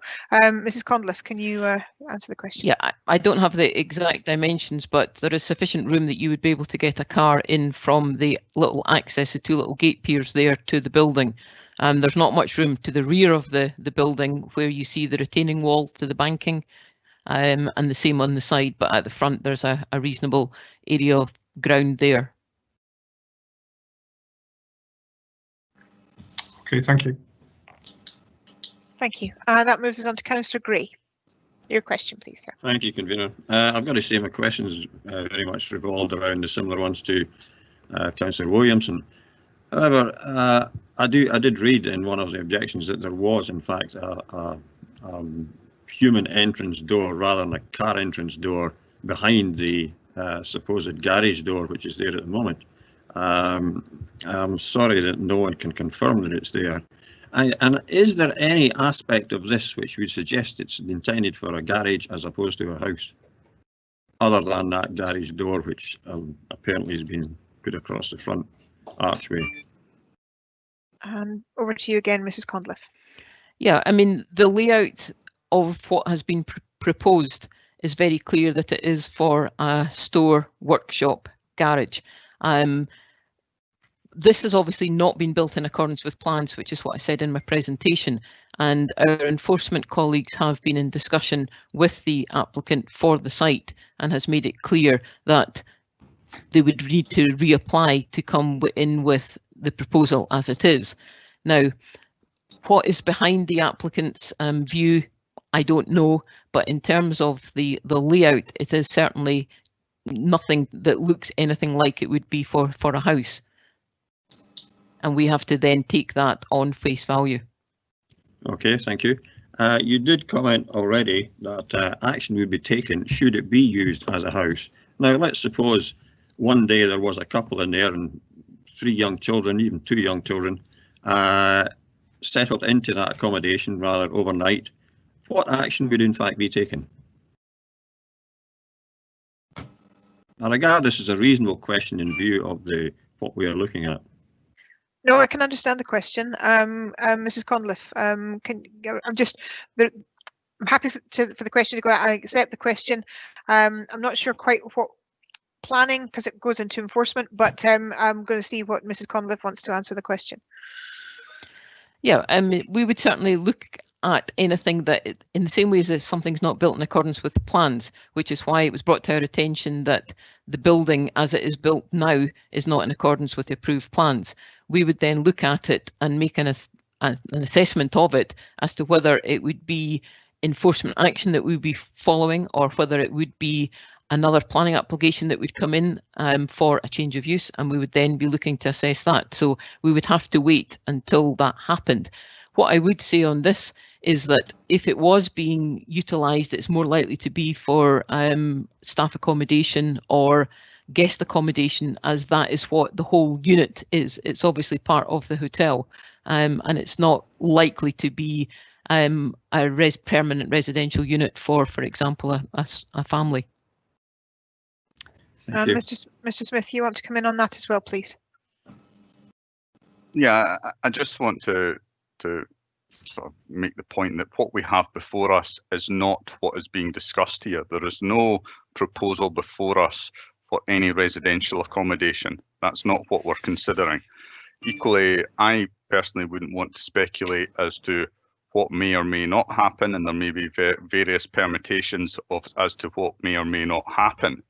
But that's not what's before us. Equally, I wouldn't want to speculate as to what we would do if a situation arose, because we would have to look at that in terms of the circumstances that were in situ at that point in time. We would have to consider whether or not, under the discretionary powers available to us through enforcement, as to whether or not we wanted to take any enforcement action to cease that use, and there's a process to be gone through on that, or whether or not that use would be appropriate and we would invite a planning application.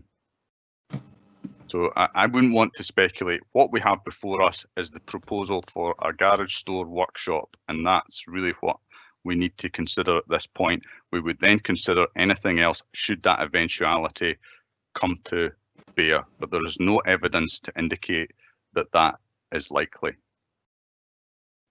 Okay, thank you, Mr. Smith. Councillor Williamson is wanting to go. Yes, Councillor Gray, I just wanted to just comment that Councillor Williamson wants to come back in, but I will come back to Councillor Williamson after everybody else has had their question, if that's all right. Sorry, Councillor Gray, could you please continue with your questioning? Yes, do we have a facility, therefore, to demand that they revert to the original application? Because this is not built in accordance with what was earlier approved. Yeah, I'm going to had both Mrs. Conliffe and Mr. Smith come in on that, and I'm going to pass it on to them. Mrs. Conliffe, first of all, please. Yes, if you were taking that route, Councillor Gray, it would be refusal of this application, because what is being applied for in this application is for a garage workshop store. So you would be looking to refuse that application. Mr. Smith, sorry, Councillor Gray. It's just that I want to give everyone a chance to answer, to make sure that we've got as full an answer. Same thing with the same line of questioning. Happy for everyone to answer as many questions, ask as many questions as they want, but I want to make sure we get full answers as well. So, Mr. Smith, if you would like to come in, and then I believe Mr. Fogg would also like to comment or answer. Thank you. Yes, I think Anne largely covered that, and if the application is to be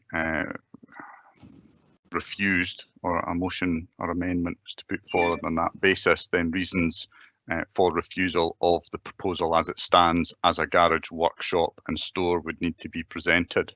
Mr. Fogg may comment on whether or not any comment could be made in any refusal in relation to what is not proposed.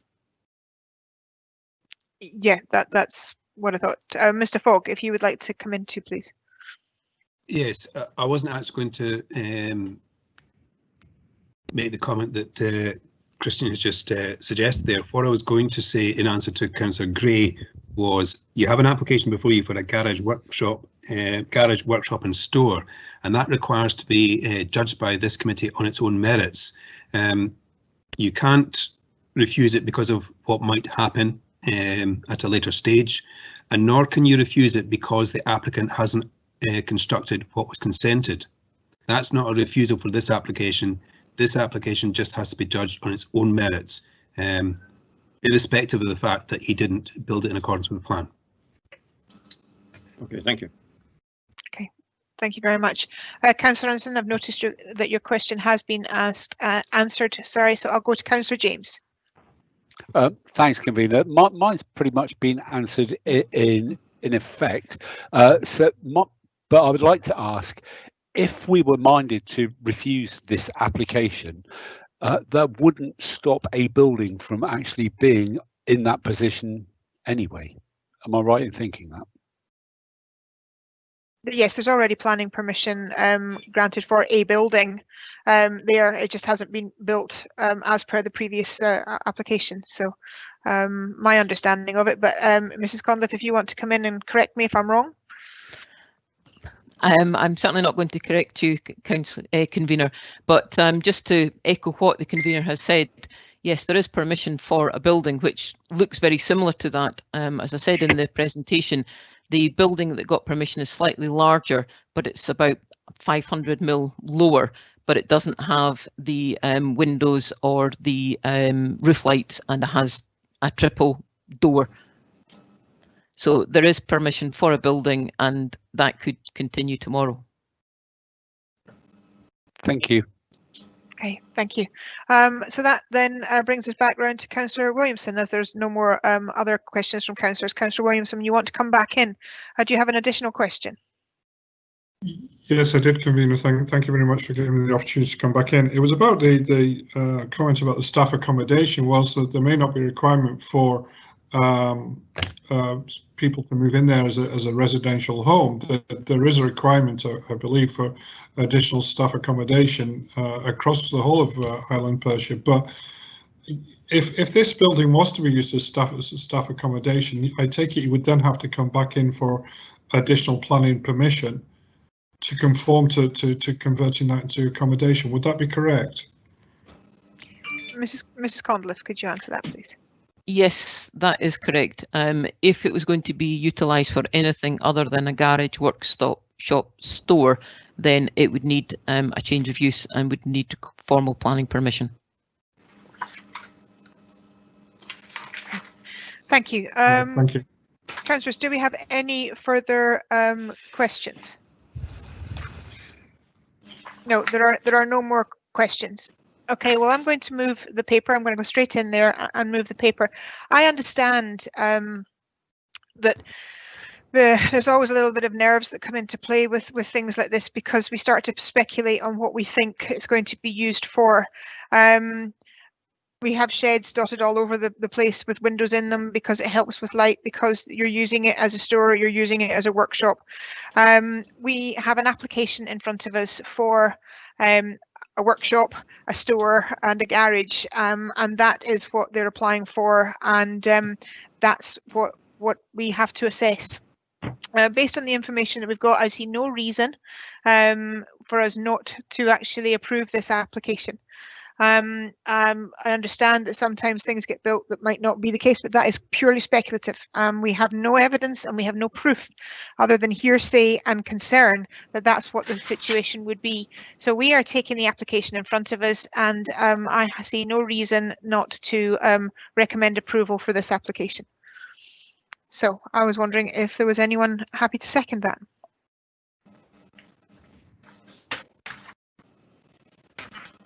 Okay, we have no seconder and we have no amendment. Oh, we do now. Sorry, but my apologies. It's come in very rapidly there. Okay, the first person on the list that's come forward is Councillor James. So I will ask Councillor James to second. Thanks very much, convener. Only because I was quickest on the button, I suppose. I take everything that you've just said on board, and yes, we are looking at a workshop garage and not a bungalow, which people will say, you know, if it's built like a bungalow, looks like a bungalow, it is. We're not looking at that, and by approving this, we're not going to stop a building from being there. So I think we have to take the sensible option and go with this for what it is, because if it does need to be changed to accommodation, it has to come back to us anyway. So I'm taking it for what we've actually got here in front of us. Thank you. Okay, thank you, Councillor James. Apologies to Councillor Illingworth and Councillor Reid. Not quick enough off the mark there, but it'd be lovely next time. Hopefully you can get in first, and so my apologies to both of you for that. And Councillor Williamson, you have an amendment.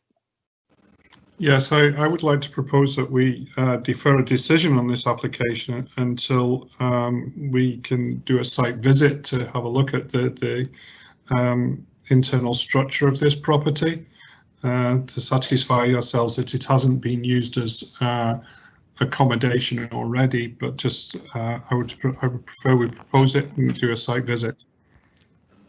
Before we proceed with that, if I could just ask for clarity. Certainly I am in a position where as of Friday where I live will go into a tier 4, and I know that there are certain movements between tiers that are not acceptable. We also had issues earlier on in the planning committee where site visits were not possible, and we were doing things virtually. So I just want to have clarity from officers that we are still in that position and that movement of people to a site is considered a group and not acceptable under current COVID guidelines, and that if we were minded to move forward with this, it would need to be a virtual presentation. Can I have clarity on that, please?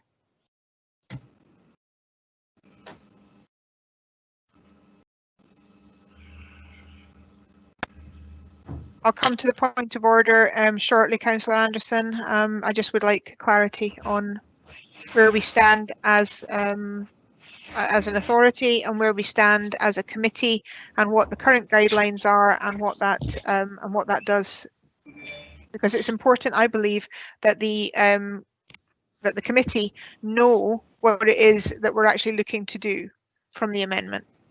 We have Mr. Smith, either Jeff or yourself. Could you possibly give me some clarity?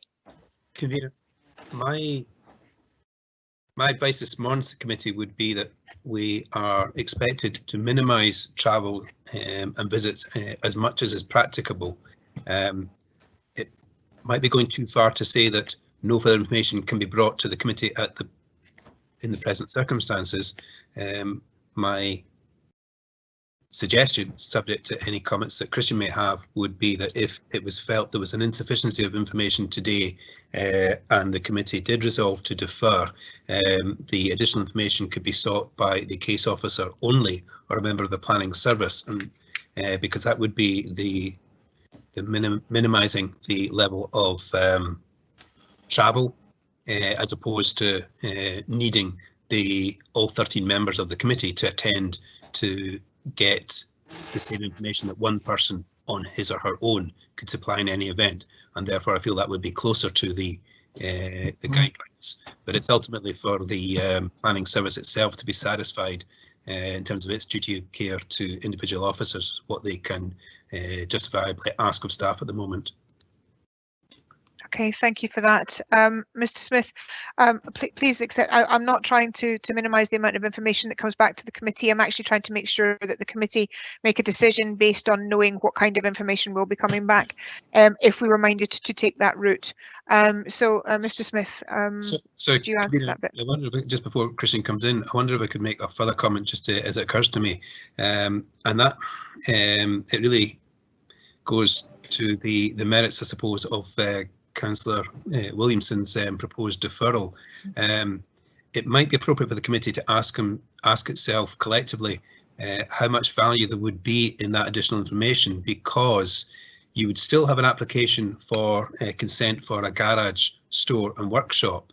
Were it to be the case that there's an unlawful use ongoing, it's not going to change anything. It would still not be authorised by this application. It would still then be a matter for enforcement and perhaps a subsequent application. So given that very little would change in any event were that to be established, I'm not sure how necessary it is just now. It couldn't be approved by virtue of the application before you, and you still have to deal with the application before you. But happy to pass on now to Christian. Okay, Mr. Smith. Yes, thank you, Jeff. And you've sort of picked up some of the things that I was going to say. There's actually 4 elements I've got here, and one is, and it's just informative information. Obviously, it's for members to decide how to move forward. But as Anne had indicated, and I maybe elaborated on, the premises were visited as recently as around 3 weeks ago. An external inspection was undertaken. There are windows, etc. in the property. The officer, as I understand, has been all round the building, has noted various items on that. There is no evidence to indicate that there has been within that period 3 weeks ago any use of the premises at all, never mind for residential purposes. The objectors, as I understand it, are not indicating that use has taken place. Rather, they are speculating that it may be a future option for the applicant, which he is not proposing. But then picking up on what Jeff had said, notwithstanding whether or not in the interim period something has changed, which we're not aware of, that still wouldn't be incorporated within the application we have before us. Sorry, I was looking for clarity. I'm not trying to there's a couple of point of orders coming forward as well. Mr. Smith, will you just give me a wee second? Councillor Anderson, your point of order. Yes, I think it's inappropriate for someone that has just put forward a motion to make negative comments. I think, with due respect, you should have passed straight over to the officers. I felt that the comments you made before it were inappropriate, because we are now in a situation where we wish to perhaps go to a vote. Thank you. Well, I'm confused as to what comments. I was looking for clarity on what it was we would be able to provide under the current guidelines, under the current COVID guidelines, considering some people will be moving. It was the way you put it. You put it in a long and quite negative way, whereas surely as a convener you should have passed over to the officers to make comments on whether okay, I take on board. I take that on board. That was not my intention. It was purely to find out what we would be able to offer in this particular time, and I thought that's what I had voiced. Councillor Purvis, you have a point of order. Thank you, convener. It was just simply to make the point that while I think it's entirely appropriate for you to seek clarity on whether or not a site visit would be permissible at this time, I just wanted to raise again, and I made this point before, in some of Mr. Smith's comments, it was again talking about the facts of the application, which is not appropriate or permissible at this point under the standing orders. So I just wanted to, and I think you were coming on to that when I made my point of order. So it was just to make that point. Thank you. No, and I understand that, and yes, I wanted to see where it was going and give it a moment. So yes, I accept that, because we are at a point of looking for clarity, because it is important. Councillor Williamson has put forward an amendment that is to be seconded by Councillor Barnacle. So we're just looking to clarity on what we can provide, but that doesn't withdraw from the fact that there is an amendment being put forward, which is to look for extra information. So I do just want to know what that information can be, and in what format that can be in this current time, rather than whether we should be looking at it. I know that has been mentioned, but a councillor does want to do that, and I think it's important that that amendment does have an ability, but I don't know what we can provide back at this time. So is it an officer going out and taking photographs? Is it another virtual link? What is it if we can't do a site visit, is where I'm coming from, Mr. Smith. Thank you.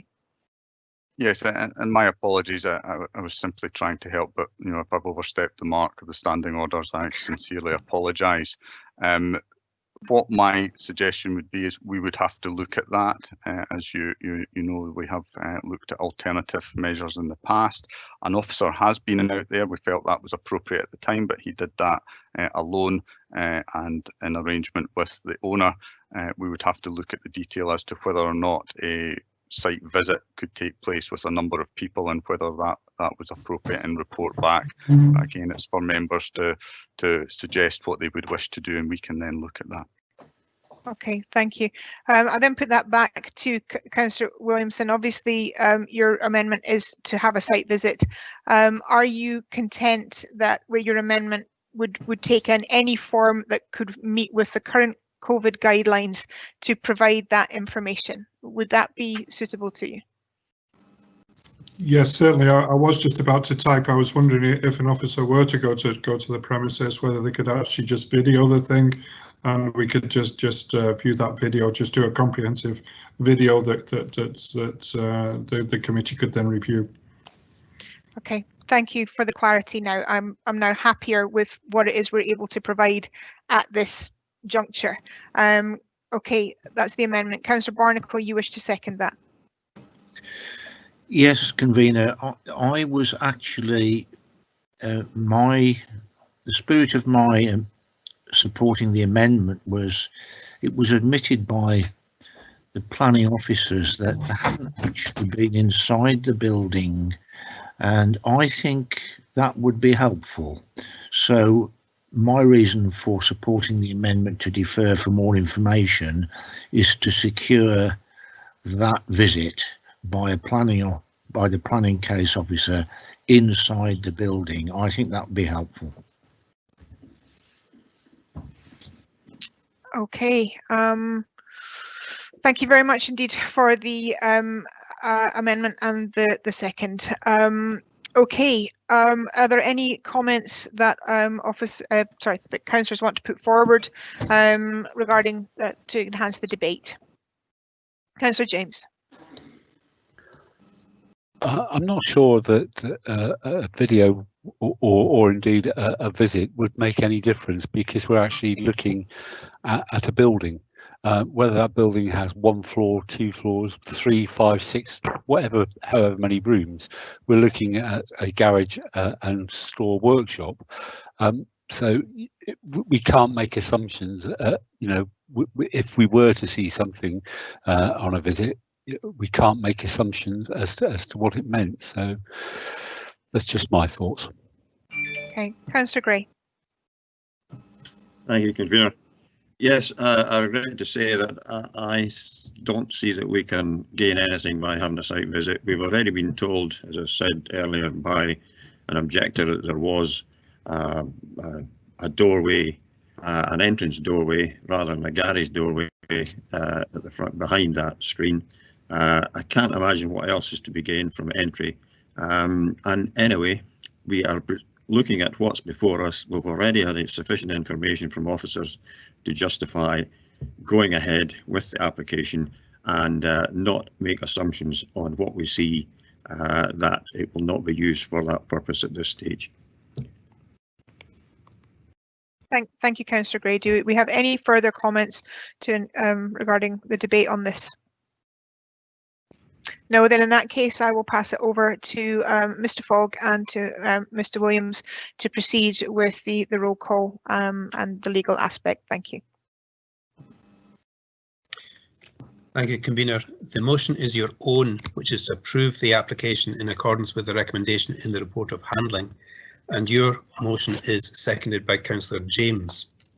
The amendment is by Councillor Williamson, seconded by Councillor Barnacle, to defer the application to allow additional information to be brought forward to a later meeting of this committee to try and further establish the nature of the internal layout and any internal works that may or may not have taken place. As I say, that amendment is seconded by Councillor Barnacle. So I pass over now to Danny Williamson to take the roll call vote. Yes, thank you, Jeff. Okay, members, so as ever, just when I call your name, you can let me know whether you'll be voting for the motion.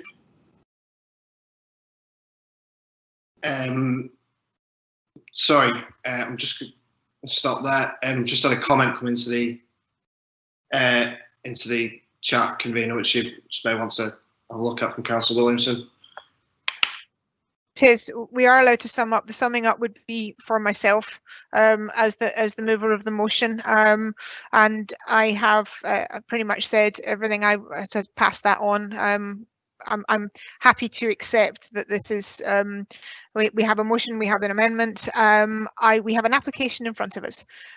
We have to be sure that if we are going to do anything regarding this application, that is what we're looking at, not hearsay, not conjecture, not concerns, not worries from the public. We do have to take these into consideration, but we also have to apply what we know from planning, and we have to look at the application in front of us. I think we've done that. And I see no reason, as I've already stated, that we should not go ahead to approve this. If it proves at a later stage that this is not being used for what it is meant for, then we will use the appropriate legal measures to take action at that time. Okay, Mr. Williams, over to you again. Thank you. Okay, thank you very much, convener. So again, members, just to start again, when I call your name, you can tell me whether you'll be voting for the motion as proposed by Councillor McCall or the amendment as proposed by Councillor Williamson. Excuse me. Councillor Anderson. Amendment.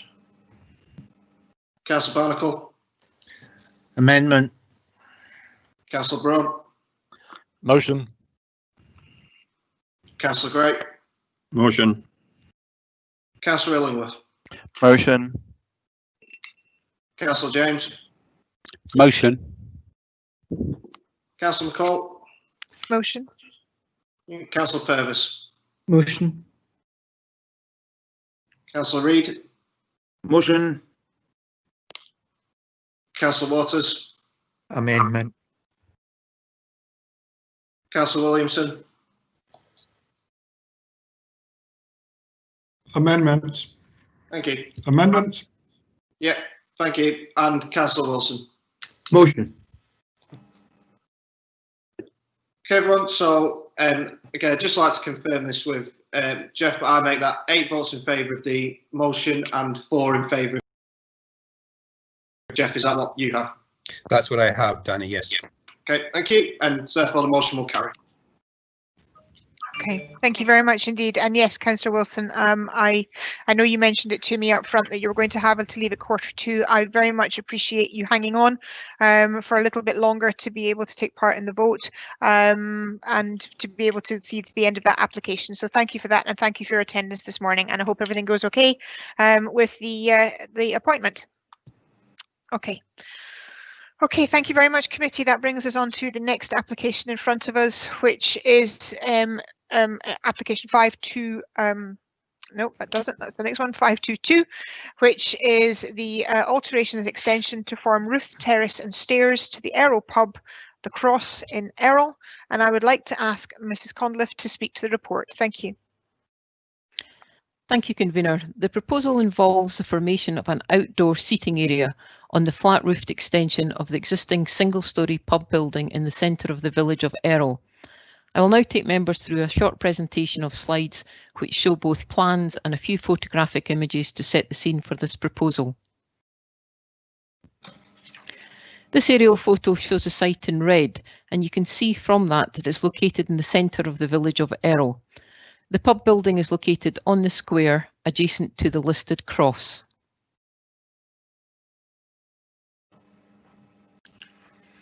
Next slide, please. Thank you. As I stated in the last slide, you can see that the pub building is located on the square, and this site plan makes the location clearer and shows that there are residential properties in the area. In particular, the nearest residential property is to the west, being at first floor level above the local Spar shop, and then there's a residential property to the south known as Schehallien. This layout slide shows the proposed layout of both the ground floor, which is the top picture, and the upper floor, which is the lower picture. The ground floor is little changed with the exception of a new lift to take customers from the existing ground floor bar area to the proposed new outdoor seating area on the existing flat roof above. There is also an external escape stair proposed on the east elevation. And you'll see on that lower picture, in terms of the layout, that it's proposed to provide a maximum of 20 covers on this outside space. This final plan shows the proposed changes to the elevations of the building.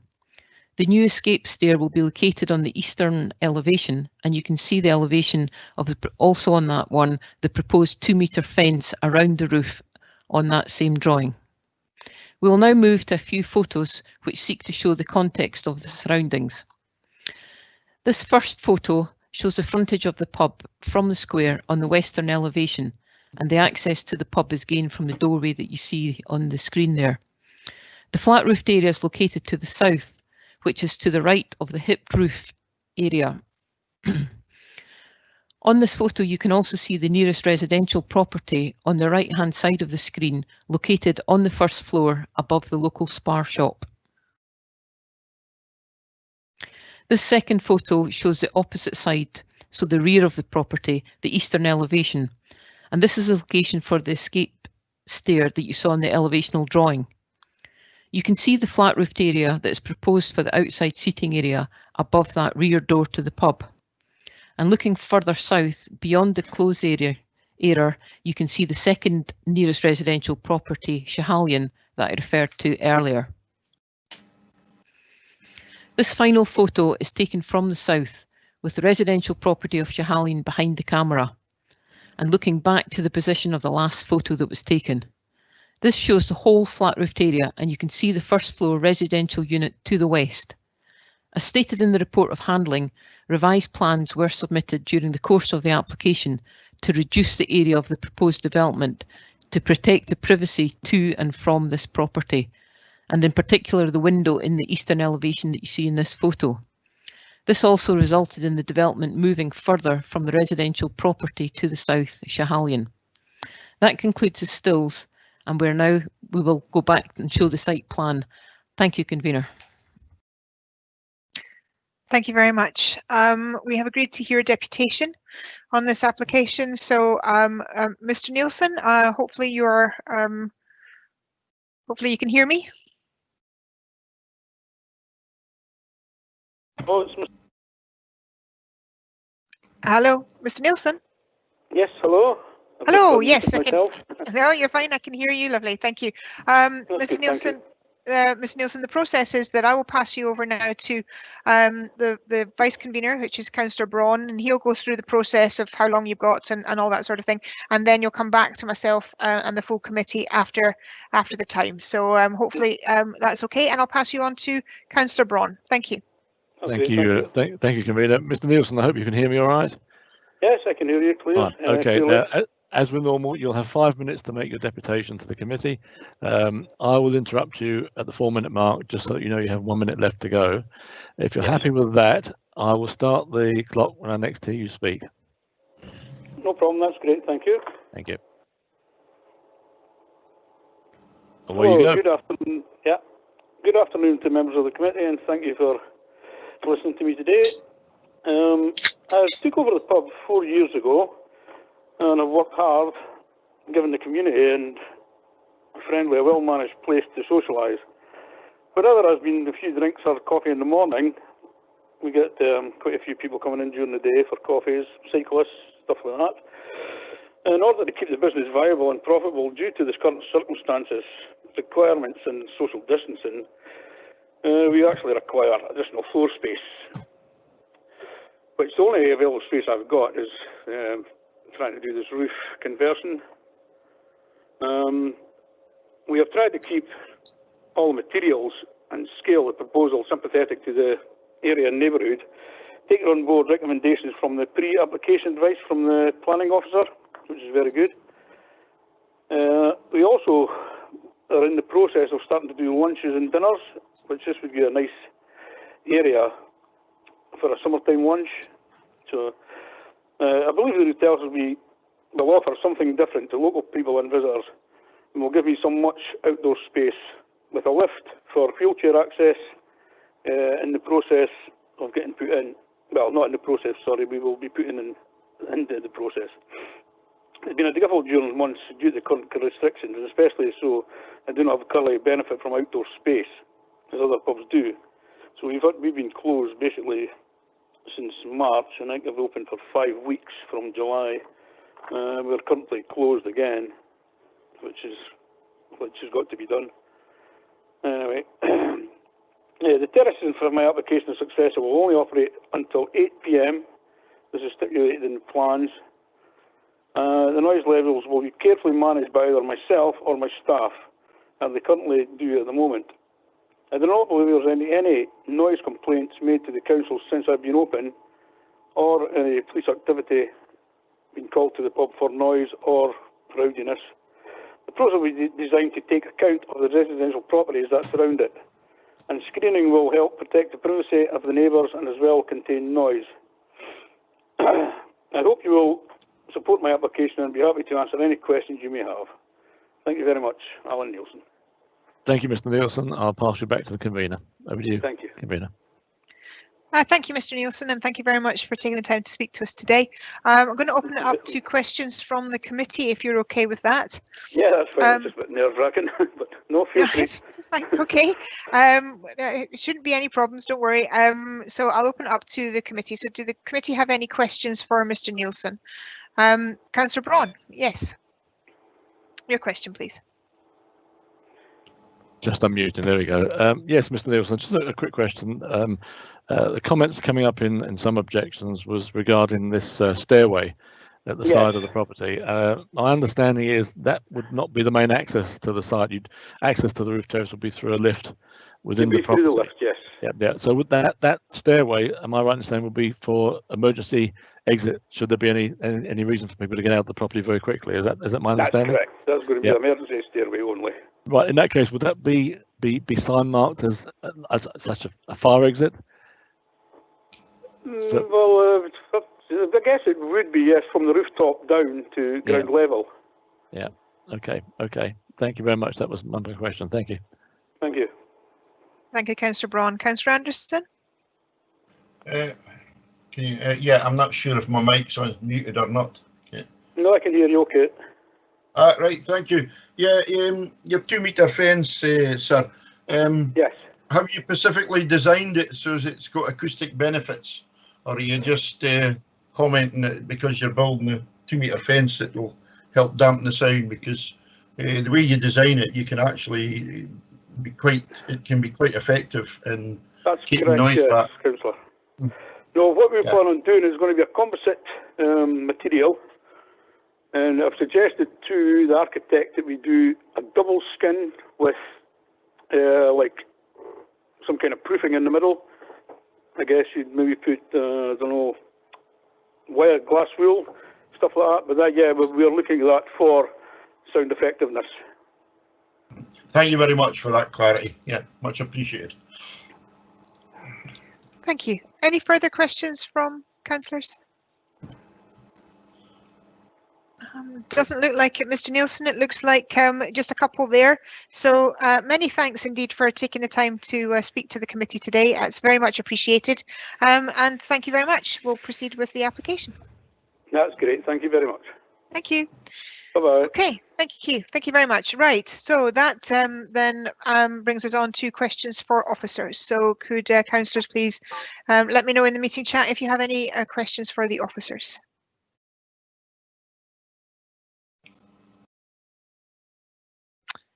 I don't want to jump the gun again in case something similar happens in the first one, but I'm not seeing any questions coming forward. So I'll just ask again, just in case there's a time delay. Do we have any questions for officers? No, then in that case, we're moving forward with a motion. I'm happy to move the paper myself. I don't always like to move the paper myself every time. Councillor Braun, I will let you do that. I'm happy to concede it to you, sir. Councillor Braun, your motion. That was very polite of you. Yes, I'd like to. I'd like to move the paper for approval, please, if I may, convener. We are in the midst of a crisis, which this pandemic is, and it is the hospitality businesses which are bearing the full brunt of this in all forms. And I think we need to assist these businesses wherever and whenever we can, to give them every opportunity to survive at the moment, or if necessary, give them every opportunity to recover when this pandemic is over.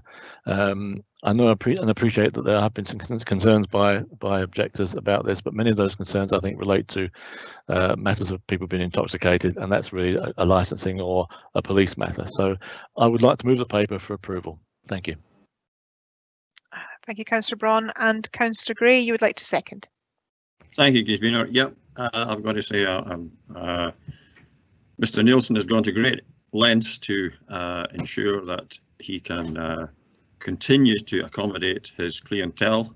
A pub right in the middle of a village is an essential thing to maintain coherence amongst the villagers, and to make this effort, putting in a lift and a stairway and reducing the areas as well to accommodate neighbours, I think he's gone to great lengths and fully deserves our support in this, and I'm happy to second. Thank you. Do we have any amendments or any comments? Okay, we don't seem to be having any amendments, but I would like to make a comment personally that I actually would have been happy to move the paper. I think it's great to see, as has already been stated, that Mr. Nielsen has worked exceptionally hard and has done exceptionally well to look at how he could advance and utilise space around his building to be able to keep his business going, which is so important at this time. It's already been stated by Councillor Braun that we are in the middle of a crisis and hospitality has been hard hit, and I think this is innovative. I think it is well done, and all the concerns and issues have been taken into consideration. 8 o'clock is the latest it will be used. That's sounds perfectly reasonable and sensible, and I'm very happy to see this coming forward, and I agree to support it. Councillor James. Pretty much what you said, convener, again, but I noticed that in the objections, a lot of it was noise disturbance, waste, and stuff like that.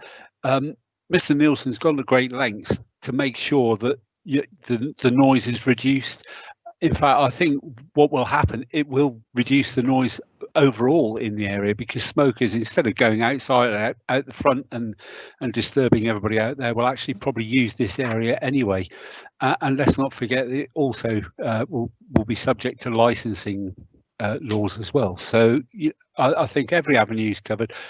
He's got to be commended for making a real go of this, and we should very much be supporting him. Thank you, convener. Okay. Thank you, Councillor James. Any other comments that want to be added to the application? No, in that case, the application is approved. Thank you very much indeed. Okay, so that brings us on to the very last application in front of us, which is a proposal of application notice. One of my favourite parts, I'm all sick fed up of me saying it, is the start of the whole process. So this is a residential development of land east of Middleton of Fonab Cottages, Foss Road in Pitlochry. And is there any comments or anything that would the committee would like to raise, so that the officers can take those and make specific note in it as the application goes through its process? Councillor Williamson. Thank you, convener. I think one of my concerns is, or it's a double concern, is round about the Fonab cemetery, and I know that that cemetery is not going to last forever and a day, as people are needing to use it. So I was concerned about, well, if the council does need additional space for that cemetery, where does it go? Also, I was during the construction phase, I would like to have some reassurances about the how the noise is mitigated, particularly during funerals, etc. So those are my comments. Thank you. I'm sure they're duly noted and will be taken into consideration through the process. Do any other councillors have any issues that they would like raised or brought to the attention of officers? No. Then in that case, thank you very much indeed for everybody's attendance today. Councillor Anderson, you have a comment. Yes, sorry to come in so late.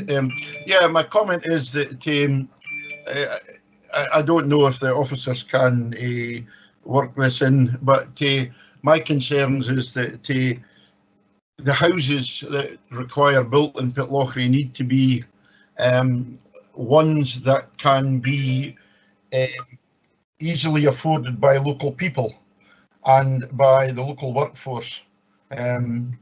You know, when you go round about Pitlochry, it's a lovely area and there's a lot of big, nice houses. Sadly, the local people can't afford these big, nice houses, and it would be good to see quite a proportion of houses that are suitable for people that want to. Pitlochry is obviously a very busy, very busy holiday area, and we need the workforce to handle that once we come through COVID. And I think we need to take on board that housing development up there needs to be of a proportion that people can afford to buy them that are in the area. Thank you. Okay. Again, thank you. Again, one final time, I'm putting it out there. Councillors, do you have any comments or anything that you would like to raise? Okay, it's a reasonable length of time for people to put that forward. So thank you very much indeed for everybody's attendance today. It's much appreciated. The work is done. So thank you very much. Enjoy the rest of your Wednesday.